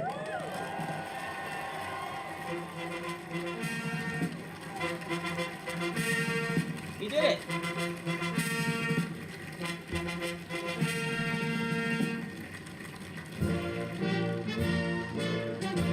Oh, this one's a bop.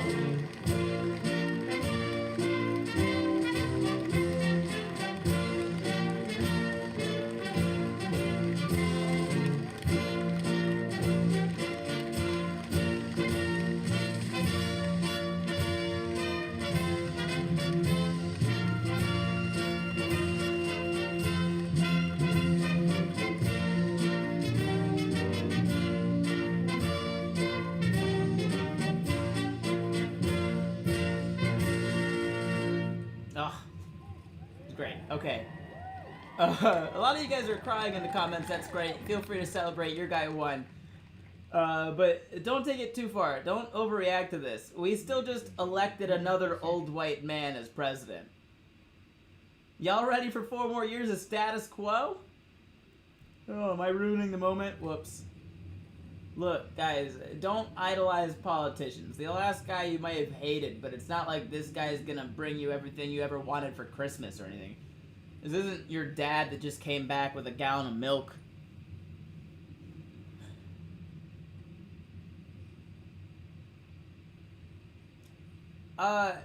If you're gonna be happy about something, just be happy about the representation. We have the first African American, the first Asian vice president, the first woman vice president in American history. Those things are to be celebrated.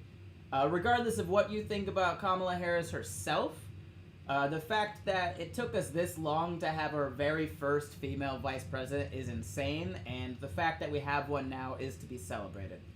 First black, first Asian, and first female vice president all at once. She really just knocked out 3 things all at one time. Good for her, proud of her, happy. But that is what's to be celebrated here. The inclusion, the expansion, the representation. Thanks for that donation, JB. My fellow Americans, a moment we have all been waiting for.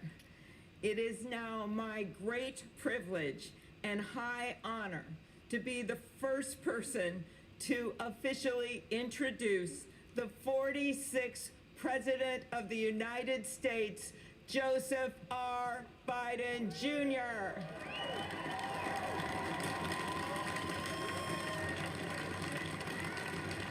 Somebody just commented on my TikTok, communism has come. If you actually believe that, you are not a very well-educated person. You have access to the entire world's knowledge in your pocket at all times. I recommend you check it out. Communism has not come. That's a very dumb thing to say. Vice President Harris, Speaker Pelosi, Leader Schumer, Leader McConnell, Vice President Pence, my distinguished guests, my fellow Americans. This is America's day. This is democracy's day. A day of history and hope, of renewal and resolve. Through a crucible for the ages, America has been tested anew, and America has risen to the challenge. Today, we celebrate the triumph not of a candidate, but of a cause. The cause of democracy. The people, the will of the people has been heard, and the will of the people has been heeded. We've learned again that democracy is precious. Democracy is fragile. And at this hour, my friends, democracy has prevailed.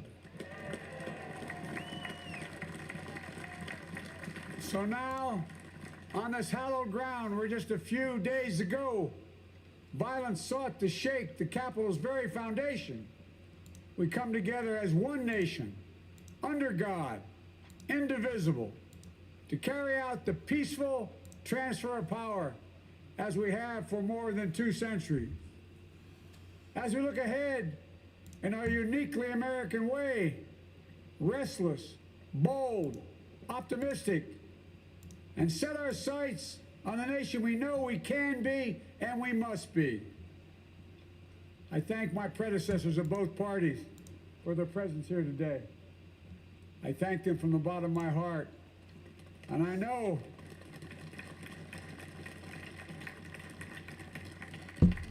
the resilience of our Constitution and the strength of our nation, as does President Carter, who I spoke with last night, who cannot be with us today, but whom we salute for his lifetime in service. I've just taken the sacred oath each of those patriots have taken. The oath first sworn by George Washington. But the American story depends not on any one of us, not on some of us, but on all of us, on we the people who seek a more perfect union. This is a great nation. We're good people. And over the centuries, through storm and strife, in peace and in war, we've come so far, but we still have far to go. We'll press forward with speed and urgency, for we have much to do in this winter of peril and significant possibilities. Much to repair, much to restore, much to heal, much to build, and much to gain. Few people in our nation's history have been more challenged or found a time more challenging or difficult than the time we're in now. Once in a century virus that silently stalks the country. It's taken as many lives in 1 year as America lost in all of World War II. Millions of jobs have been lost. Hundreds of thousands of businesses closed. A cry for racial justice, some 400 years in the making, moves us. The dream of justice for all will be deferred no longer. A cry for survival comes from the planet itself. A cry that can't be any more desperate or any more clear. And now, a rise of political extremism, white supremacy, domestic terrorism, that we must confront and we will defeat. To overcome these challenges, to restore the soul and secure the future of America, requires so much more than words. It requires the most elusive of all things in a democracy: unity. Unity. In another January, on New Year's Day in 1863, Abraham Lincoln signed the Emancipation Proclamation. When he put pen to paper, the president said, and I quote, "If my name ever goes down into history, it'll be for this act, and my whole soul is in it." My whole soul is in it. Today, on this January day, my whole soul is in this. Bringing America together, uniting our people, uniting our nation. And I ask every American to join me in this cause.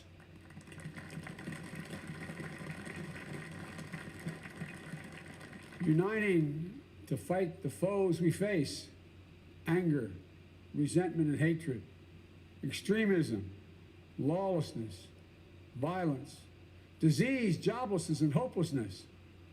With unity, we can do great things, important things. We can right wrongs. We can put people to work in good jobs. We can teach our children in safe schools. We can overcome the deadly virus. We can reward work and rebuild the middle class and make health care secure for all. We can deliver racial justice, and we can make America once again the leading force for good in the world. I know speaking of unity can sound to some like a foolish fantasy these days.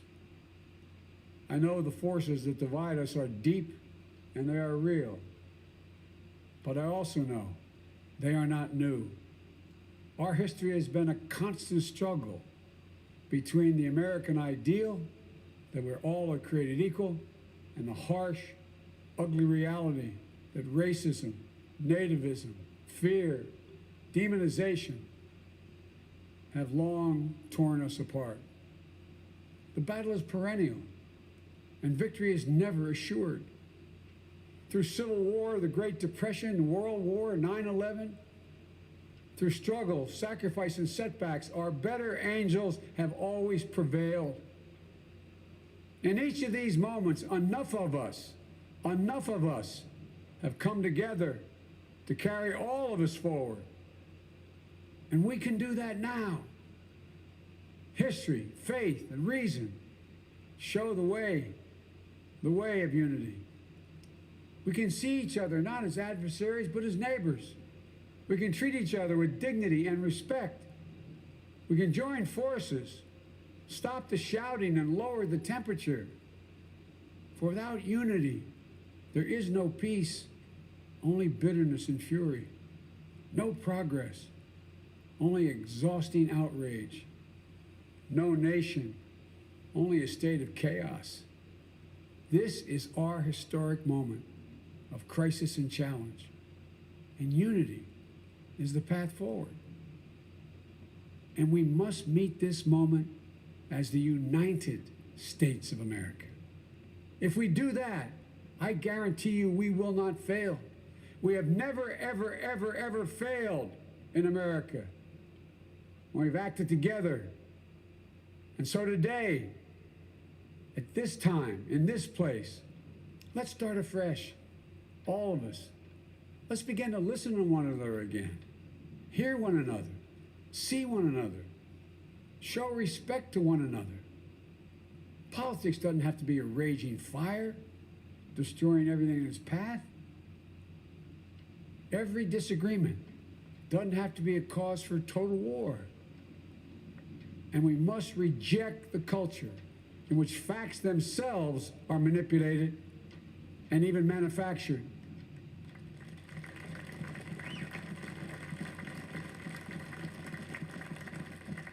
My fellow Americans, we have to be different than this.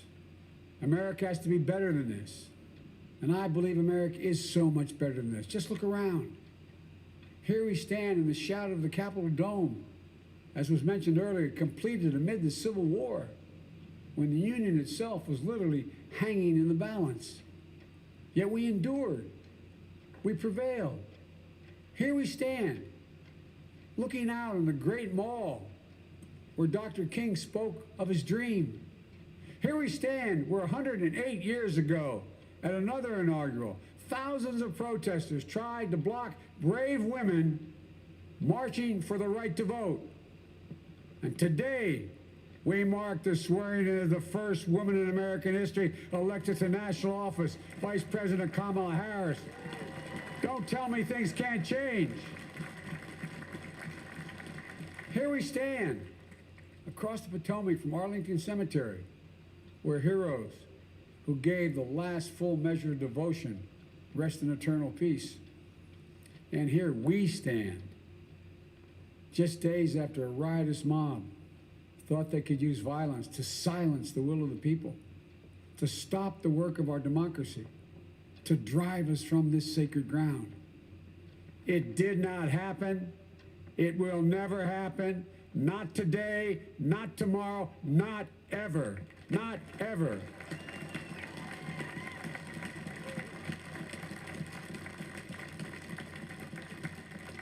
To all those who supported our campaign, I'm humbled by the faith you've placed in us. To all those who did not support us, let me say this. Hear me out as we move forward. Take a measure of me and my heart. If you still disagree, so be it. That's democracy. That's America. The right to dissent peaceably within the guardrails of our republic is perhaps this nation's greatest strength. Yet hear me clearly. Disagreement must not lead to disunion. And I pledge this to you. I will be a president for all Americans. All Americans. And I promise you, I will fight as hard for those who did not support me as for those who did.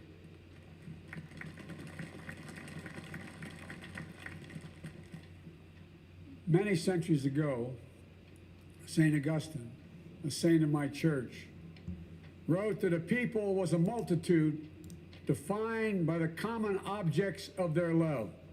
Defined by the common objects of their love. What are the common objects we as Americans love that define us as Americans? I think we know. Opportunity, security, liberty, dignity, respect, honor, and yes, the truth. Recent weeks and months have taught us a painful lesson. There is truth and there are lies. Lies told for power and for profit. And each of us has a duty and a responsibility as citizens, as Americans, and especially as leaders. Leaders who have pledged to honor our Constitution and protect our nation, to defend the truth and defeat the lies. Look, I understand that many of my fellow Americans view the future with fear and trepidation. I understand they worry about their jobs. I understand, like my dad, they lay at bed at night, staring at the ceiling, wondering, can I keep my health care? Can I pay my mortgage? Thinking about their families, about what comes next. I promise you, I get it. But the answer is not to turn inward, to retreat into competing factions, distrusting those who don't look like you, or worship the way you do, or don't get their news from the same sources you do. We must end this uncivil war that pits red against blue, rural versus urban, or rural versus urban, conservative versus liberal. We can do this if we open our souls instead of hardening our hearts, if we show a little tolerance and humility, and if we're willing to stand in the other person's shoes, as my mom would say, just for a moment, stand in their shoes. Because here's the thing about life. There's no accounting for what fate will deal you. Some days, when you need a hand. There are other days when we're called to lend a hand. That's how it has to be. It's what we do for one another. And if we are this way, our country will be stronger, more prosperous, more ready for the future. And we can still disagree. My fellow Americans, in the work ahead of us, we're going to need each other. We need all our strength to persevere through this dark winter. We're entering what may be the toughest and deadliest period of the virus. We must set aside politics and finally face this pandemic as one nation. One nation. And I promise you this, as the Bible says, weeping may endure for a night, but joy cometh in the morning. We will get through this together. Together. Look, folks, all my colleagues I serve with in the House and the Senate up here, we all understand the world is watching all of us today. So here's my message to those beyond our borders. America has been tested, and we've come out stronger for it. We will repair our alliances and engage with the world once again. Not to meet yesterday's challenges, but today's and tomorrow's challenges. And we'll lead not merely by the example of our power, but by the power of our example.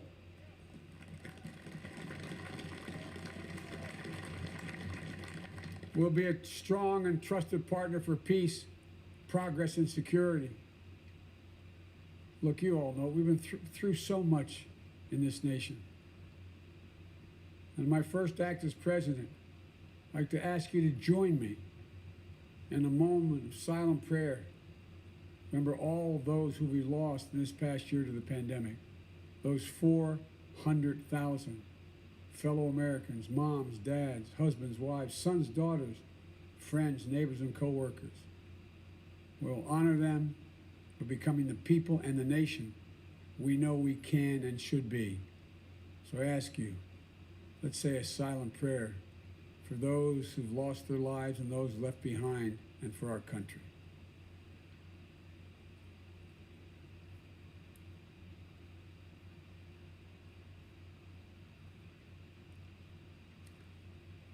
Amen. Folks, this is a time of testing. We face an attack on our democracy and on truth, a raging virus, growing inequity, the sting of systemic racism, a climate in crisis, America's role in the world, Any one of these would be enough to challenge us in profound ways. But the fact is, we face them all at once, presenting this nation with one of the gravest responsibilities we've had. Now we're going to be tested. Are we going to step up, all of us? It's time for boldness, for there's so much to do. And this is certain. I promise you, we will be judged, you and I, by how we resolve these cascading crises of our era. We will rise to the occasion is the question. Will we master this rare and difficult hour? Will we meet our obligations and pass along a new and better world to our children? I believe we must. I'm sure you do as well. I believe we will. And when we do, we'll write the next great chapter in the history of the United States of America, the American story. A story that might sound something like a song that means a lot to me. It's called American Anthem. There's one verse that stands out, at least for me, and it goes like this. The work and prayers of century have brought us to this day. What shall be our legacy? What will our children say? Let me know in my heart when my days are through. America, America, I gave my best to you. Let's us add our own work and prayers to the unfolding story of our great nation. If we do this, then when our days are through, our children and our children's children will say of us, they gave their best, they did their duty, they healed a broken land. My fellow Americans, I close the day where I began, with the sacred oath. Before God and all of you, I give you my word. I will always level with you. I will defend the Constitution.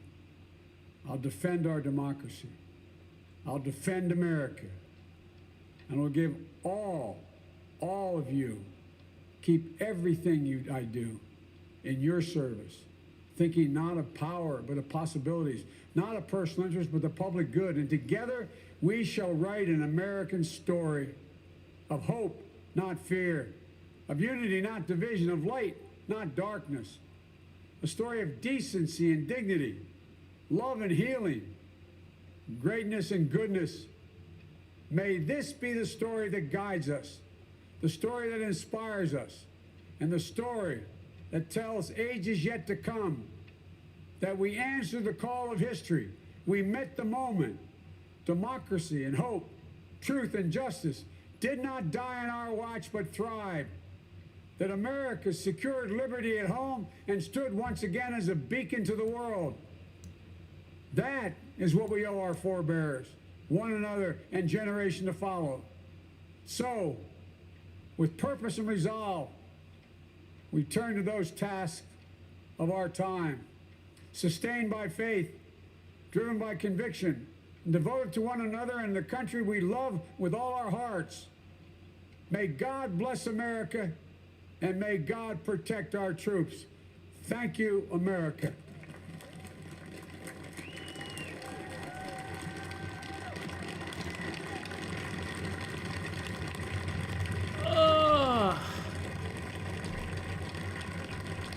That was long. I just want to say real quick, there will continue to be very valid reasons to judge Biden. You know, there will continue to be very valid reasons to question him. But if you make fun of him for the way that he speaks, you are trash. And my videos are not for you. You can leave now. If you make fun of someone because they speak with a stutter, you are trash. There are very valid reasons to make fun of Joe Biden. That is not one of them. My videos are not for you. Now let's listen to this guy in a cowboy hat sing a song.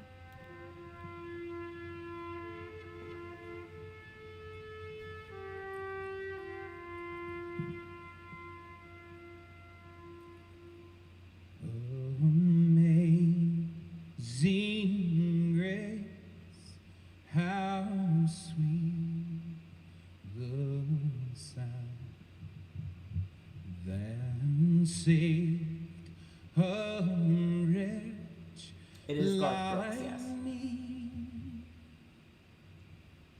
I once was lost, but now I'm found. Was blind, but now I see. When we've been there 10,000 years, bright shining as the sun, we've no less days. There was like a senator in the back that was filming Garth Brooks singing like a proud dad. That made me laugh. We first. Like, you get it, son. Proud of you.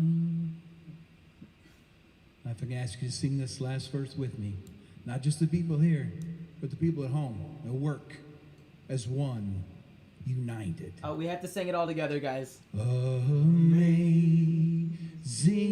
grace, how sweet the sound that saved a wretch like me. I once was lost, but now I'm found. Was blind, but now I see. Good job, Garth. Good job, Garth. Give it up for Garth, everybody.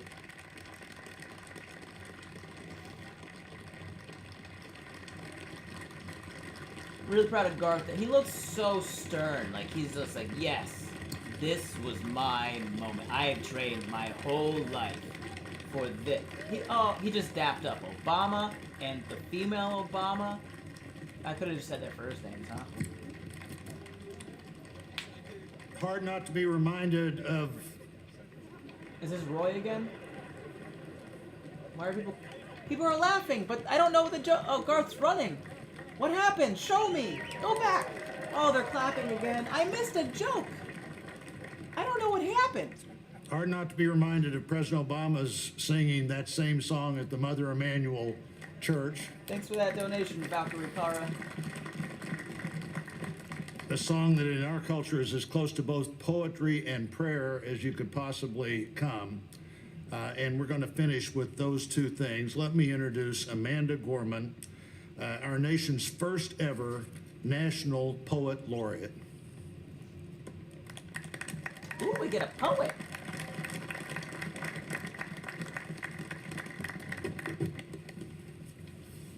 Okay, girl. Step up. Do your thing. I'll show you guys on TikTok.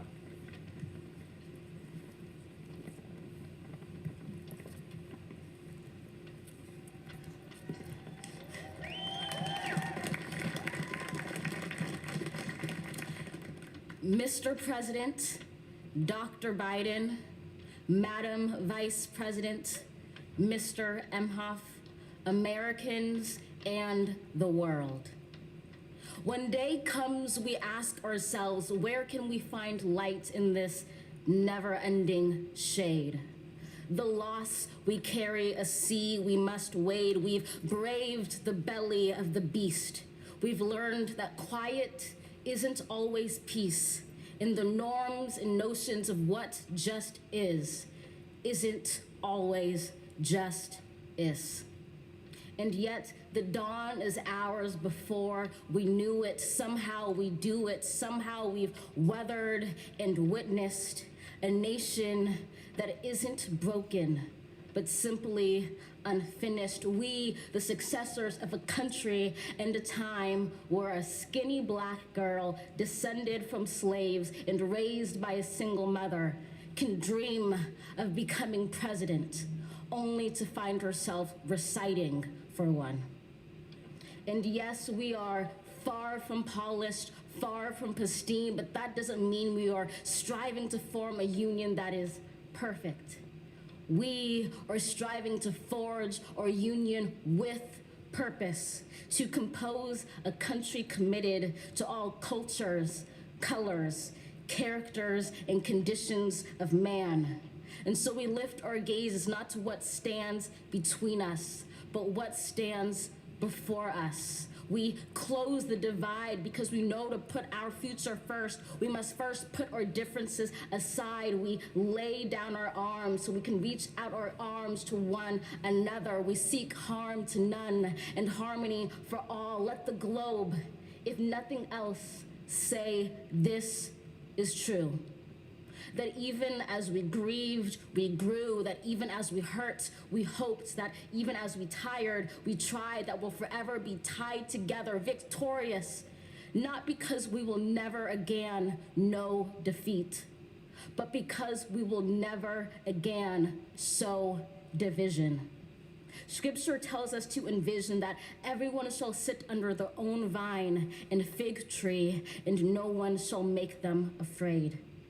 If we're to live up to our own time, then victory won't lie in the blade, but in all the bridges we've made. That is the promised glade, the hill we climb, if only we dare it, because being American is more than a pride we inherit. It's the past we step into and how we repair it. We've seen a force that would shatter our nation rather than share it, would destroy our country if it meant delaying democracy. And this effort very nearly succeeded.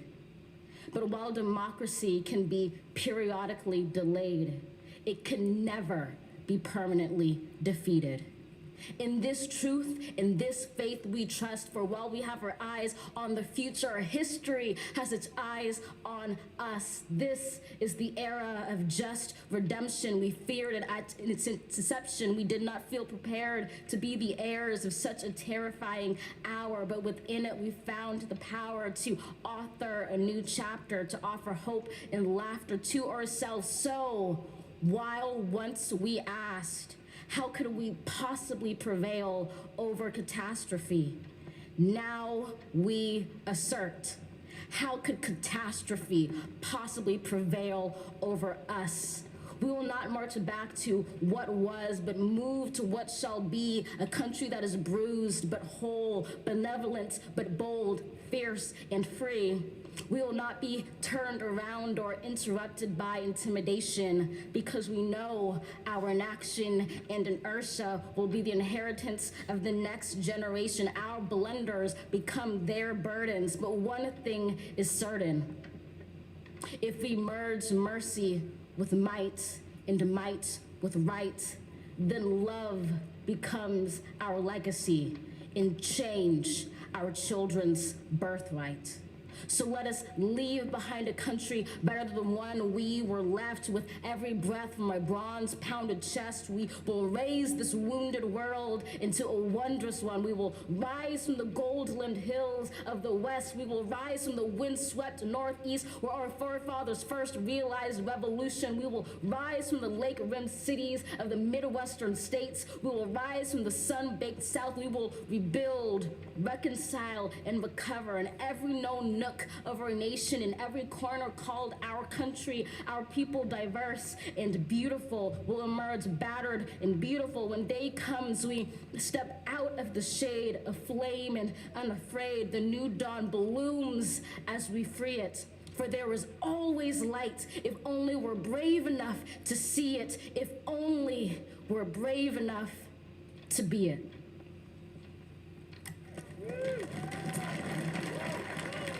Well done. So, inaugurations have generally featured a poet laureate. Robert Frost was one of them. The first one was like JFK, I think. He was the first person to have a poet laureate as at his inauguration. This was the first youth poet laureate. And I don't know what their cutoff is for youth, but very good, very well done, very well done poem. Somebody's coming up now.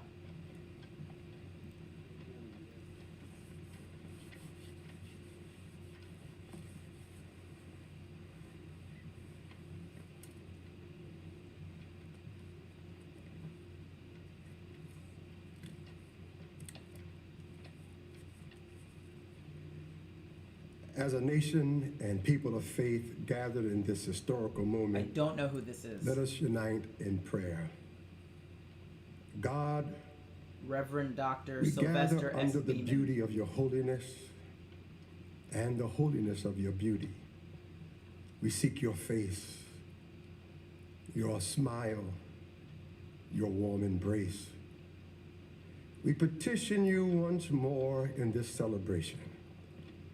We pray for divine favor upon our President, Joseph R. Biden, and our First Lady, Dr. Jill Biden, and their family. We further ask that you would extend the same favor upon our Vice President, Kamala D. Harris, and our second gentleman, Doug Emhoff, and their family.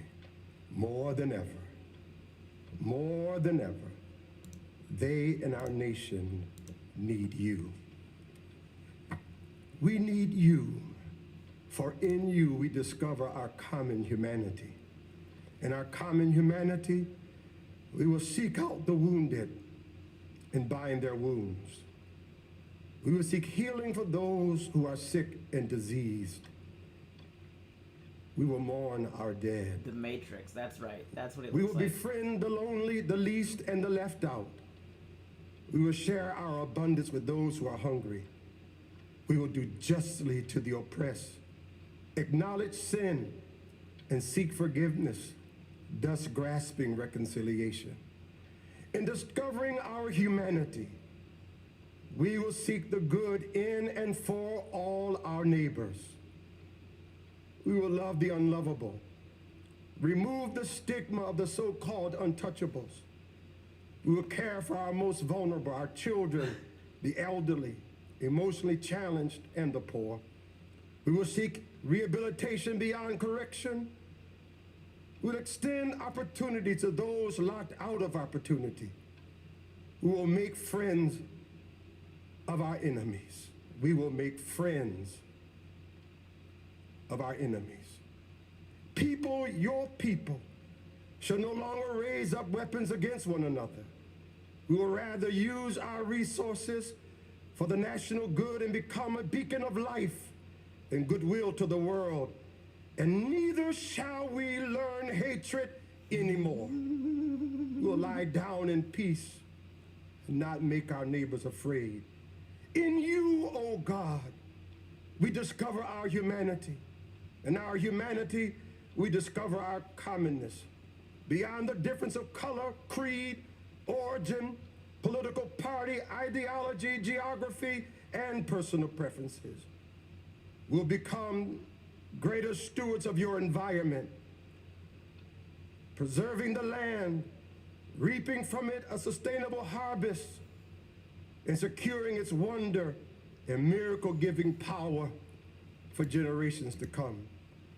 This is our benediction, that from these hallowed grounds, where slaves labored to build this shrine and citadel to liberty and democracy, let us all acknowledge, from the indigenous Native American to those who recently received their citizenship, from the African American to those whose foreparents came from Europe and every corner of the globe, from the wealthy to those struggling to make it, from every human being regardless of their choices, that this is our country.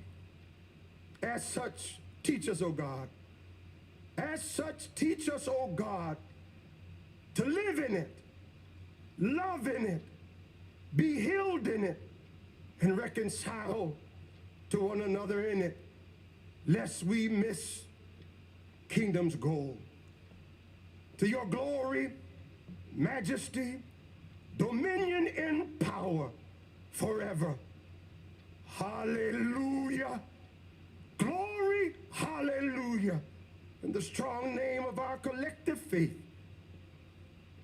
Amen. Please remain standing as the Armed clap Forces Color for the Guard prayer? retires our national colors. All right, the flags are going in now.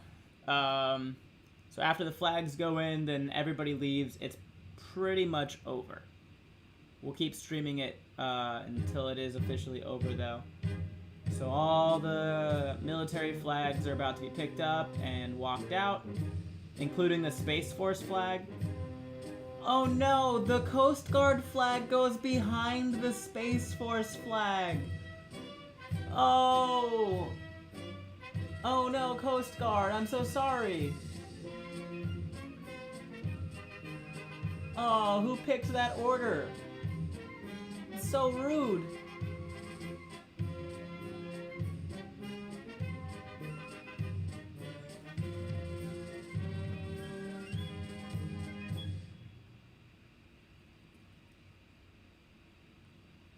Ladies and gentlemen, please be seated and remain in your seats while the President and official party depart the platform. All right, so the For President... safety reasons, your ushers will release your section in an organized manner, following the playing of our national march, The Stars and Stripes Forever.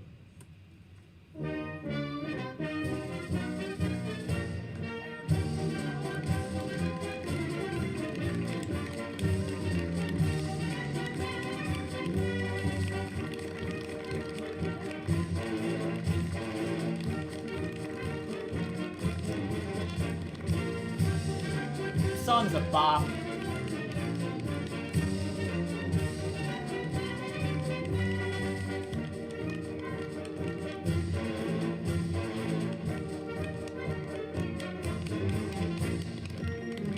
Honestly, The Stars and Stripes Forever does not get the credit it deserves. It's a great song.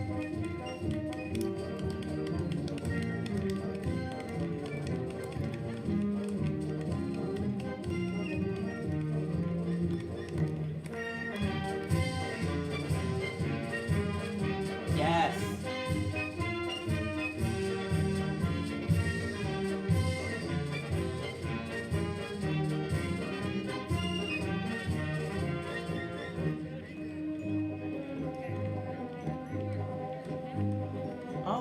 Oh, Lil, okay.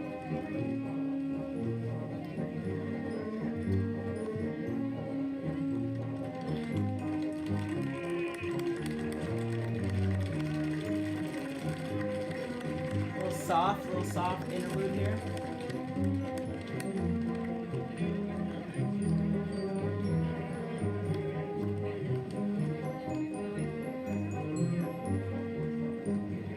Pick it up. Pick it up.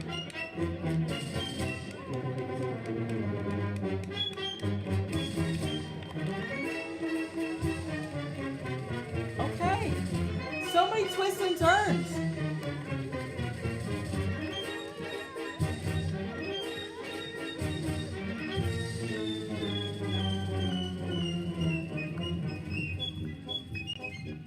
There's a little bit for everyone in here. A little bit of something for everyone.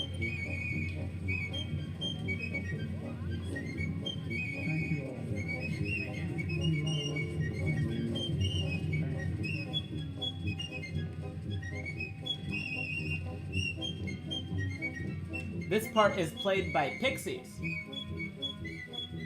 Janet, we really witnessed something today. What did we witness? There's a hot mic somewhere. Something today. What did we witness? There's a hot mic somewhere. Orderly, discipline. Orderly, disciplined secession. I'd like to make a couple. Oh, they're back. In terms of the narrators are back. He was quoted 3 times. Now, not by necessarily President Biden, but from the time the ceremony started. And 2 of the quotes were coming from his inauguration. How about the first youth poet, Inaugural? She was tremendous, using words like rebuild and recovery. But she's awfully skilled in alliteration. Yes, Amanda Gorman's poem, The Hill We Climb, an uplifting moment. Poets have been included in this ceremony since 1961. We were talking a little bit earlier. Robert Frost that year for Kennedy's inauguration read a poem, and it's one of these ways in which this tradition is expanding and contracting, right? There are different things each year, and there are some things that are the same from one to the next, but one constant is the peaceful transfer of power. You know, at times during inaugural ceremonies, you can see things that look. All right, everyone's leaving. And then you have something that was just so common and it just fit. Garth Brooks walking down the staircase and singing Amazing Grace. And when he left, it's as if this horse was his. All right. On the east side So that's pretty much everything. It was just that was the whole inauguration. Thank you for watching it with me. Thanks for joining me on this journey to a 46th president. I know there's a lot of Republicans out there. There's a lot of Trump supporters out there, and there's a lot of trolls out there too. And I'm not sure which category you fall into here. But if you are one of those people that are genuinely worried about things like communism, socialism, gas prices, I saw a bunch of those comments. I want to tell you right now, stop worrying about those things. Odds are not much is gonna change, guys. If we go one by one. So the last time, what was it, 2009 through 2011, right? We had a Democratic president, Congress, and Senate. So we had blue everywhere for 2009 through 2011, and all that happened was gas prices went down. Like, Obama took office and the housing market crashed and prices skyrocketed, and then we had Democrats in the presidency, the House, and the Senate, and the economy got righted and gas prices went down.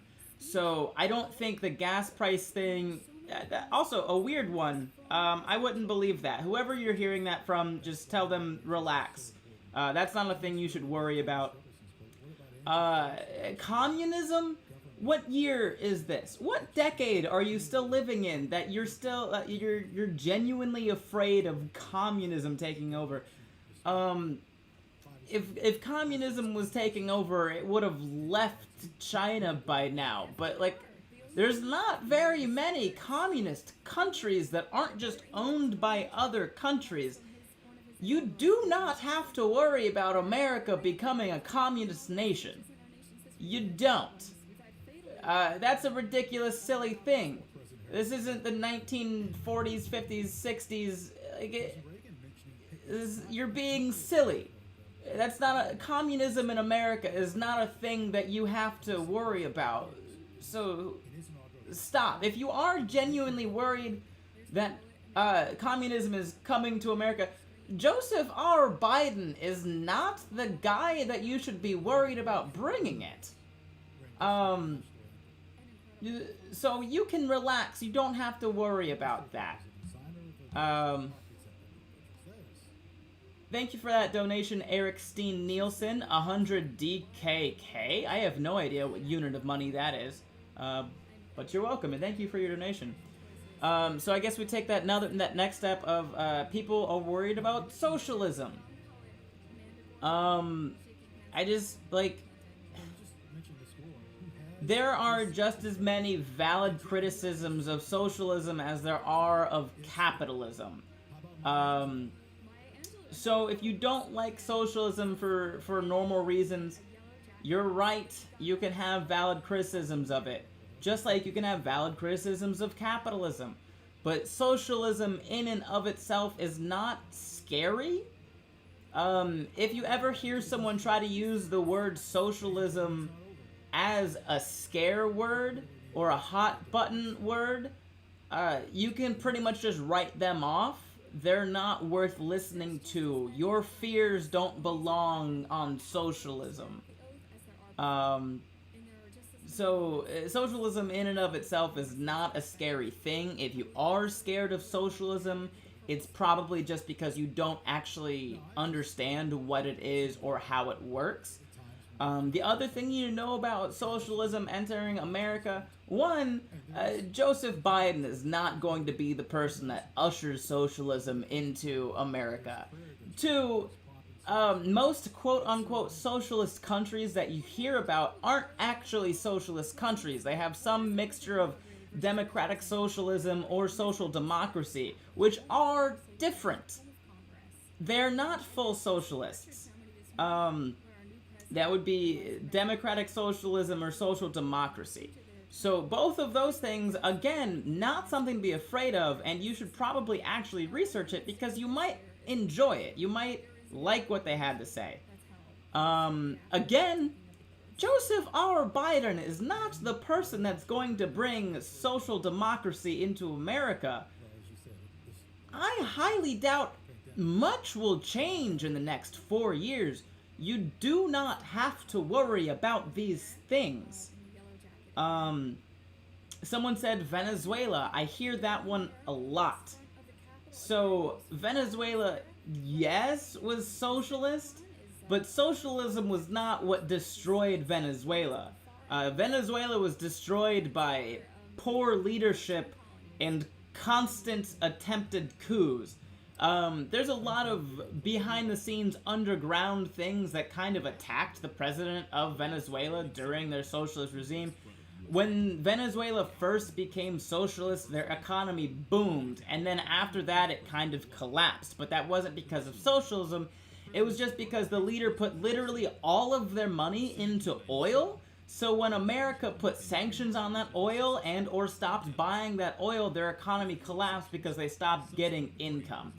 The fall of Venezuela is 100% on poor leadership and not on socialism. So if you hear people talking about Venezuela when they talk bad about socialism, you can also write them off for not knowing what they're talking about. Thanks for that donation, Diesel Jester. Your next video should show Alaska just waking up to find out the new president has been sworn in since earlier. That would be funny if I hadn't already recorded the stuff. So all of the stuff that you guys have been saying that, you know, RIP America, let's welcome communism, stuff like that, they're not actually things that you should be worried about. There's no sustenance in that argument. If you hear people trying to use those things as fear tactics, you can kind of just write them off. They don't know what they're talking about. Thoughts on possible immigration changes? Probably. We're probably going to get some immigration changes in the direction of progressivism. I don't think we're going to get big changes. We're not going to open the borders. Like, that's not going to happen. We'll probably ease restrictions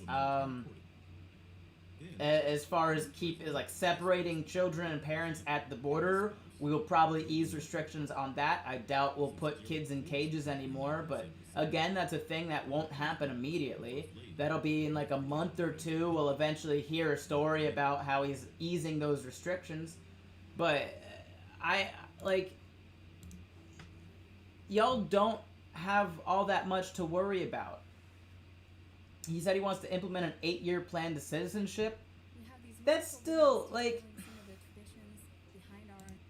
the fact that an 8-year plan to citizenship is good is insane to me. That's how long it takes for someone to actually become a citizen through our legal process. It already takes longer than 8 years. The fact that someone's recommending an 8-year program and we're all like, yeah, that's great, is insane. Thanks for that donation, Peter Farron. Can't wait to see DC in a blue tie. It is coming. So,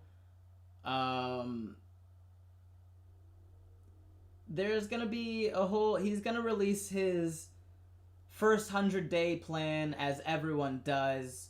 None of those things will have very specific details to it yet. But it's going to be things like raising the minimum wage, which I have my own thoughts on. There's going to be things like easing immigration restrictions, stuff like that. But none of it is even going to come close to touching social democracy or democratic socialism. And and if you think it's communism, then you're just not educated. Like, that's all that means. We're going to see the next big push is going to be towards the $15 minimum wage. I think that one's big in the news right now. It needs to happen. It should happen. I hope it does happen. My thoughts on it are a little bit different. Also, just a quick note about that. Generally, when you hear the phrase $15 minimum wage, you don't hear the specifics that come after that, right? So you hear that and you immediately think, oh, an immediate jump up from $7.25 to $15, that's going to put so many people out of business. But what you don't hear is that it's like a 5 to 10 year raise. Like, we're not going immediately from $7.25 to $15. We're going from like $7.25 to like $8.50 and then $9.75. Like, it's going to take years to get to that $15. By the time we get to the $15 minimum wage, it should be at like $20. Like, that's what needs to happen.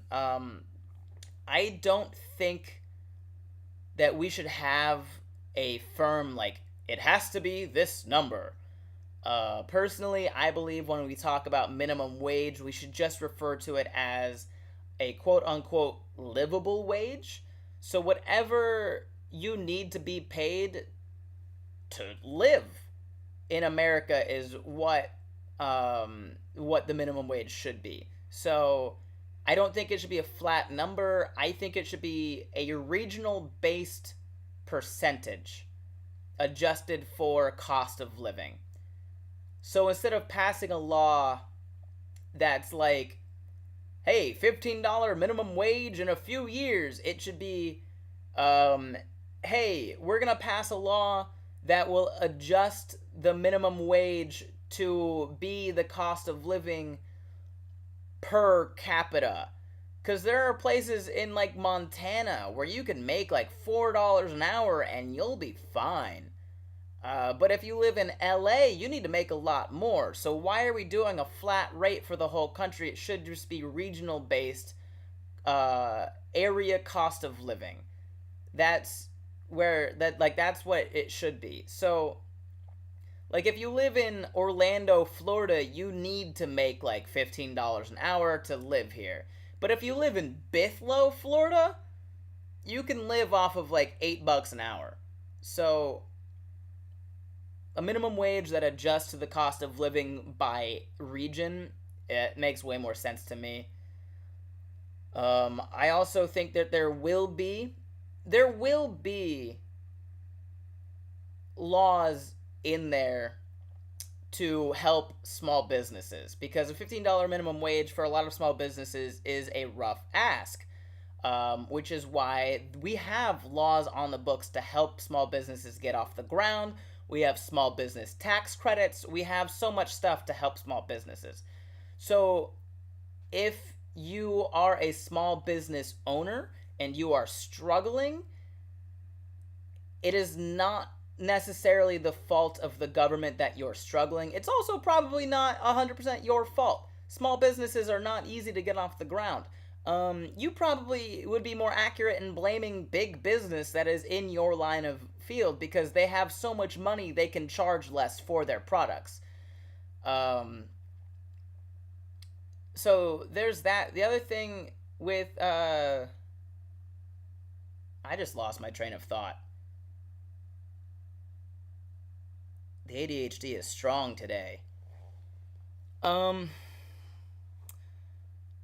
was talking about small businesses. There's just a whole lot of small businesses get slack. They don't have to abide by all the same laws that big businesses do.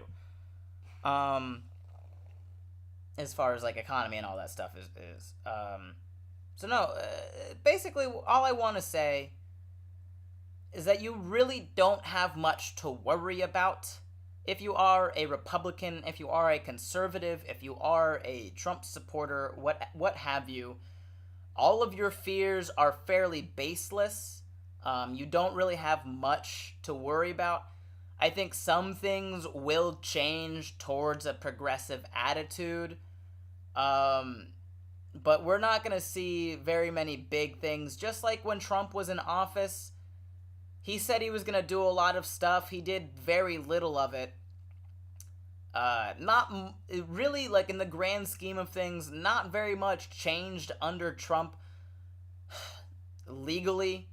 There was a lot of divide under Trump because his language was generally inflammatory and sought to divide people. So there was a lot of that, but as far as policy goes, there really wasn't much big changes in policy under Trump, and you're gonna see the same thing in the opposite direction under Biden. Some policies will change towards progressive ideologies, but for the most part, not much is gonna happen in the next 4 years, and I think Republicans, conservatives, Trump supporters, whatever, you guys don't have much to worry about. If you're progressive, if you are Democratic Socialist of America Party, whatever, if you are a Bernie supporter, if you are a supporter of AOC, odds are you're going to be more mad. You're going to be the most mad in the next 4 years. Progressives in America, social democrats, those people are going to be the most upset because you're going to get policy that just teases at the things you hope for, but don't actually change much. If anything changes, it's going to still remain fairly status quo. It's like a big game of tug of war. Anytime one party pulls the rope one way, it flips and the other party pulls it right back. Not much is going to change, I don't think. Why 2032? Because that's the first year I'm eligible to run given age. Student loan forgiveness, another thing that's on there. So the first student loan forgiveness plan, I didn't read much into it, but there's a lot of people that are left out of it, right? And by the time student loan forgiveness plan gets passed, it's probably going to go through so many compromises that by the time it does get passed, it's going to help very few people. I don't have a lot of hope for student loan forgiveness. I really don't. But it needs to happen. There seem to be two differing positions on this, right?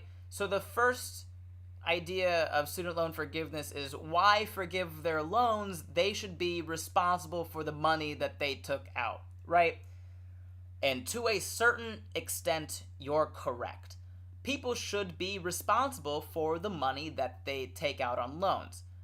However, when you have loan companies that only practice predatory practices that target 17, 18, 19-year-old kids that don't actually have any financial education, and you force them to take out a loan for tens of thousands of, even hundreds of thousands of dollars, and you put on an interest rate that will make it damn near impossible to even pay off in a timely manner, that's not on a child making a bad decision. That's on a loan company taking advantage of someone who is vulnerable. You need to hold these people accountable for predatory practices just as much as you need to hold these people accountable for being responsible for the loans they took out. So as long as loans are predatory in higher education, and the loans that come with it practice predatory behaviors and only attack vulnerable young people, then the young people can't be fully held responsible for what they're doing. So some student loan forgiveness is better than no student loan forgiveness. And I think the only really big fallout that's going to happen if it does get passed is old people who have already paid off their student loans are going to be bitter because they weren't included. And that's alright, they can be bitter. Odds are I'll probably pay off my student loans before the student loan forgiveness gets passed. But that's fine. I'm not gonna be mad at you because you didn't have to pay for yours, because I'm responsible for me. I'm not responsible for you. In like a very macroeconomic way, I don't care what you do and do not pay. If you didn't have to pay off your student loans and I did, it will not affect me in any way at all. I don't care. I'll probably pay mine off before student loan forgiveness happens, and that's alright, because guess what? I won't have loans anymore. I'll be fine.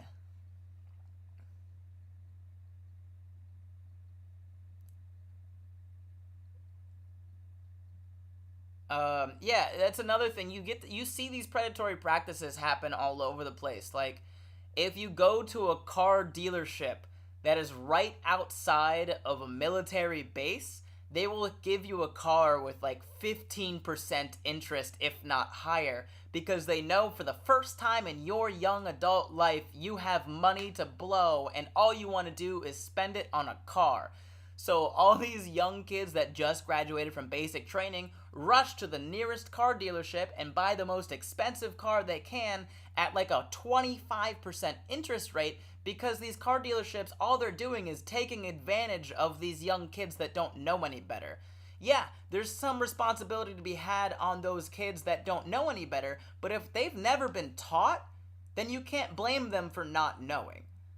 You can, however, fully blame the people that are taking advantage of them.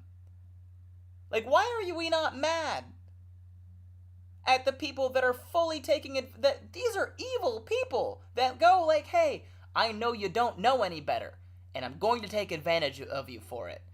That is messed up, and we just let them off the hook in the name of like capitalism or whatever. I don't know why we do it, but that's not okay.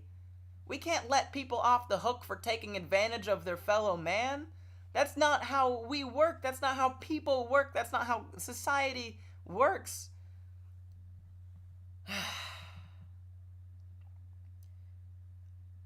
Another thing that I just want to say really quick before I sign off for the day. If you are here and you think and you fully believe, you genuinely believe that a labor skill, like, we'll just use mechanic, right? We'll say mechanic. If you want to believe, and you genuinely believe that it is a more noble pursuit to be a mechanic and have that trade skill than it is to be a fry cook at McDonald's, then I guess have your argument on the grounds of nobility. But if you think it's more skillful to be a mechanic than it is to be a fry cook at McDonald's, then I'm telling you right now, you've never worked in a fast food restaurant. I worked at Chick-fil-A for 9 years at 16 years old. It is rough. I can learn how to fix my car on YouTube. I cannot learn how to handle hungry people on YouTube. That's not a skill I can learn on the internet. I can learn how to fix my car. Anything that's wrong with it, I can learn that on YouTube.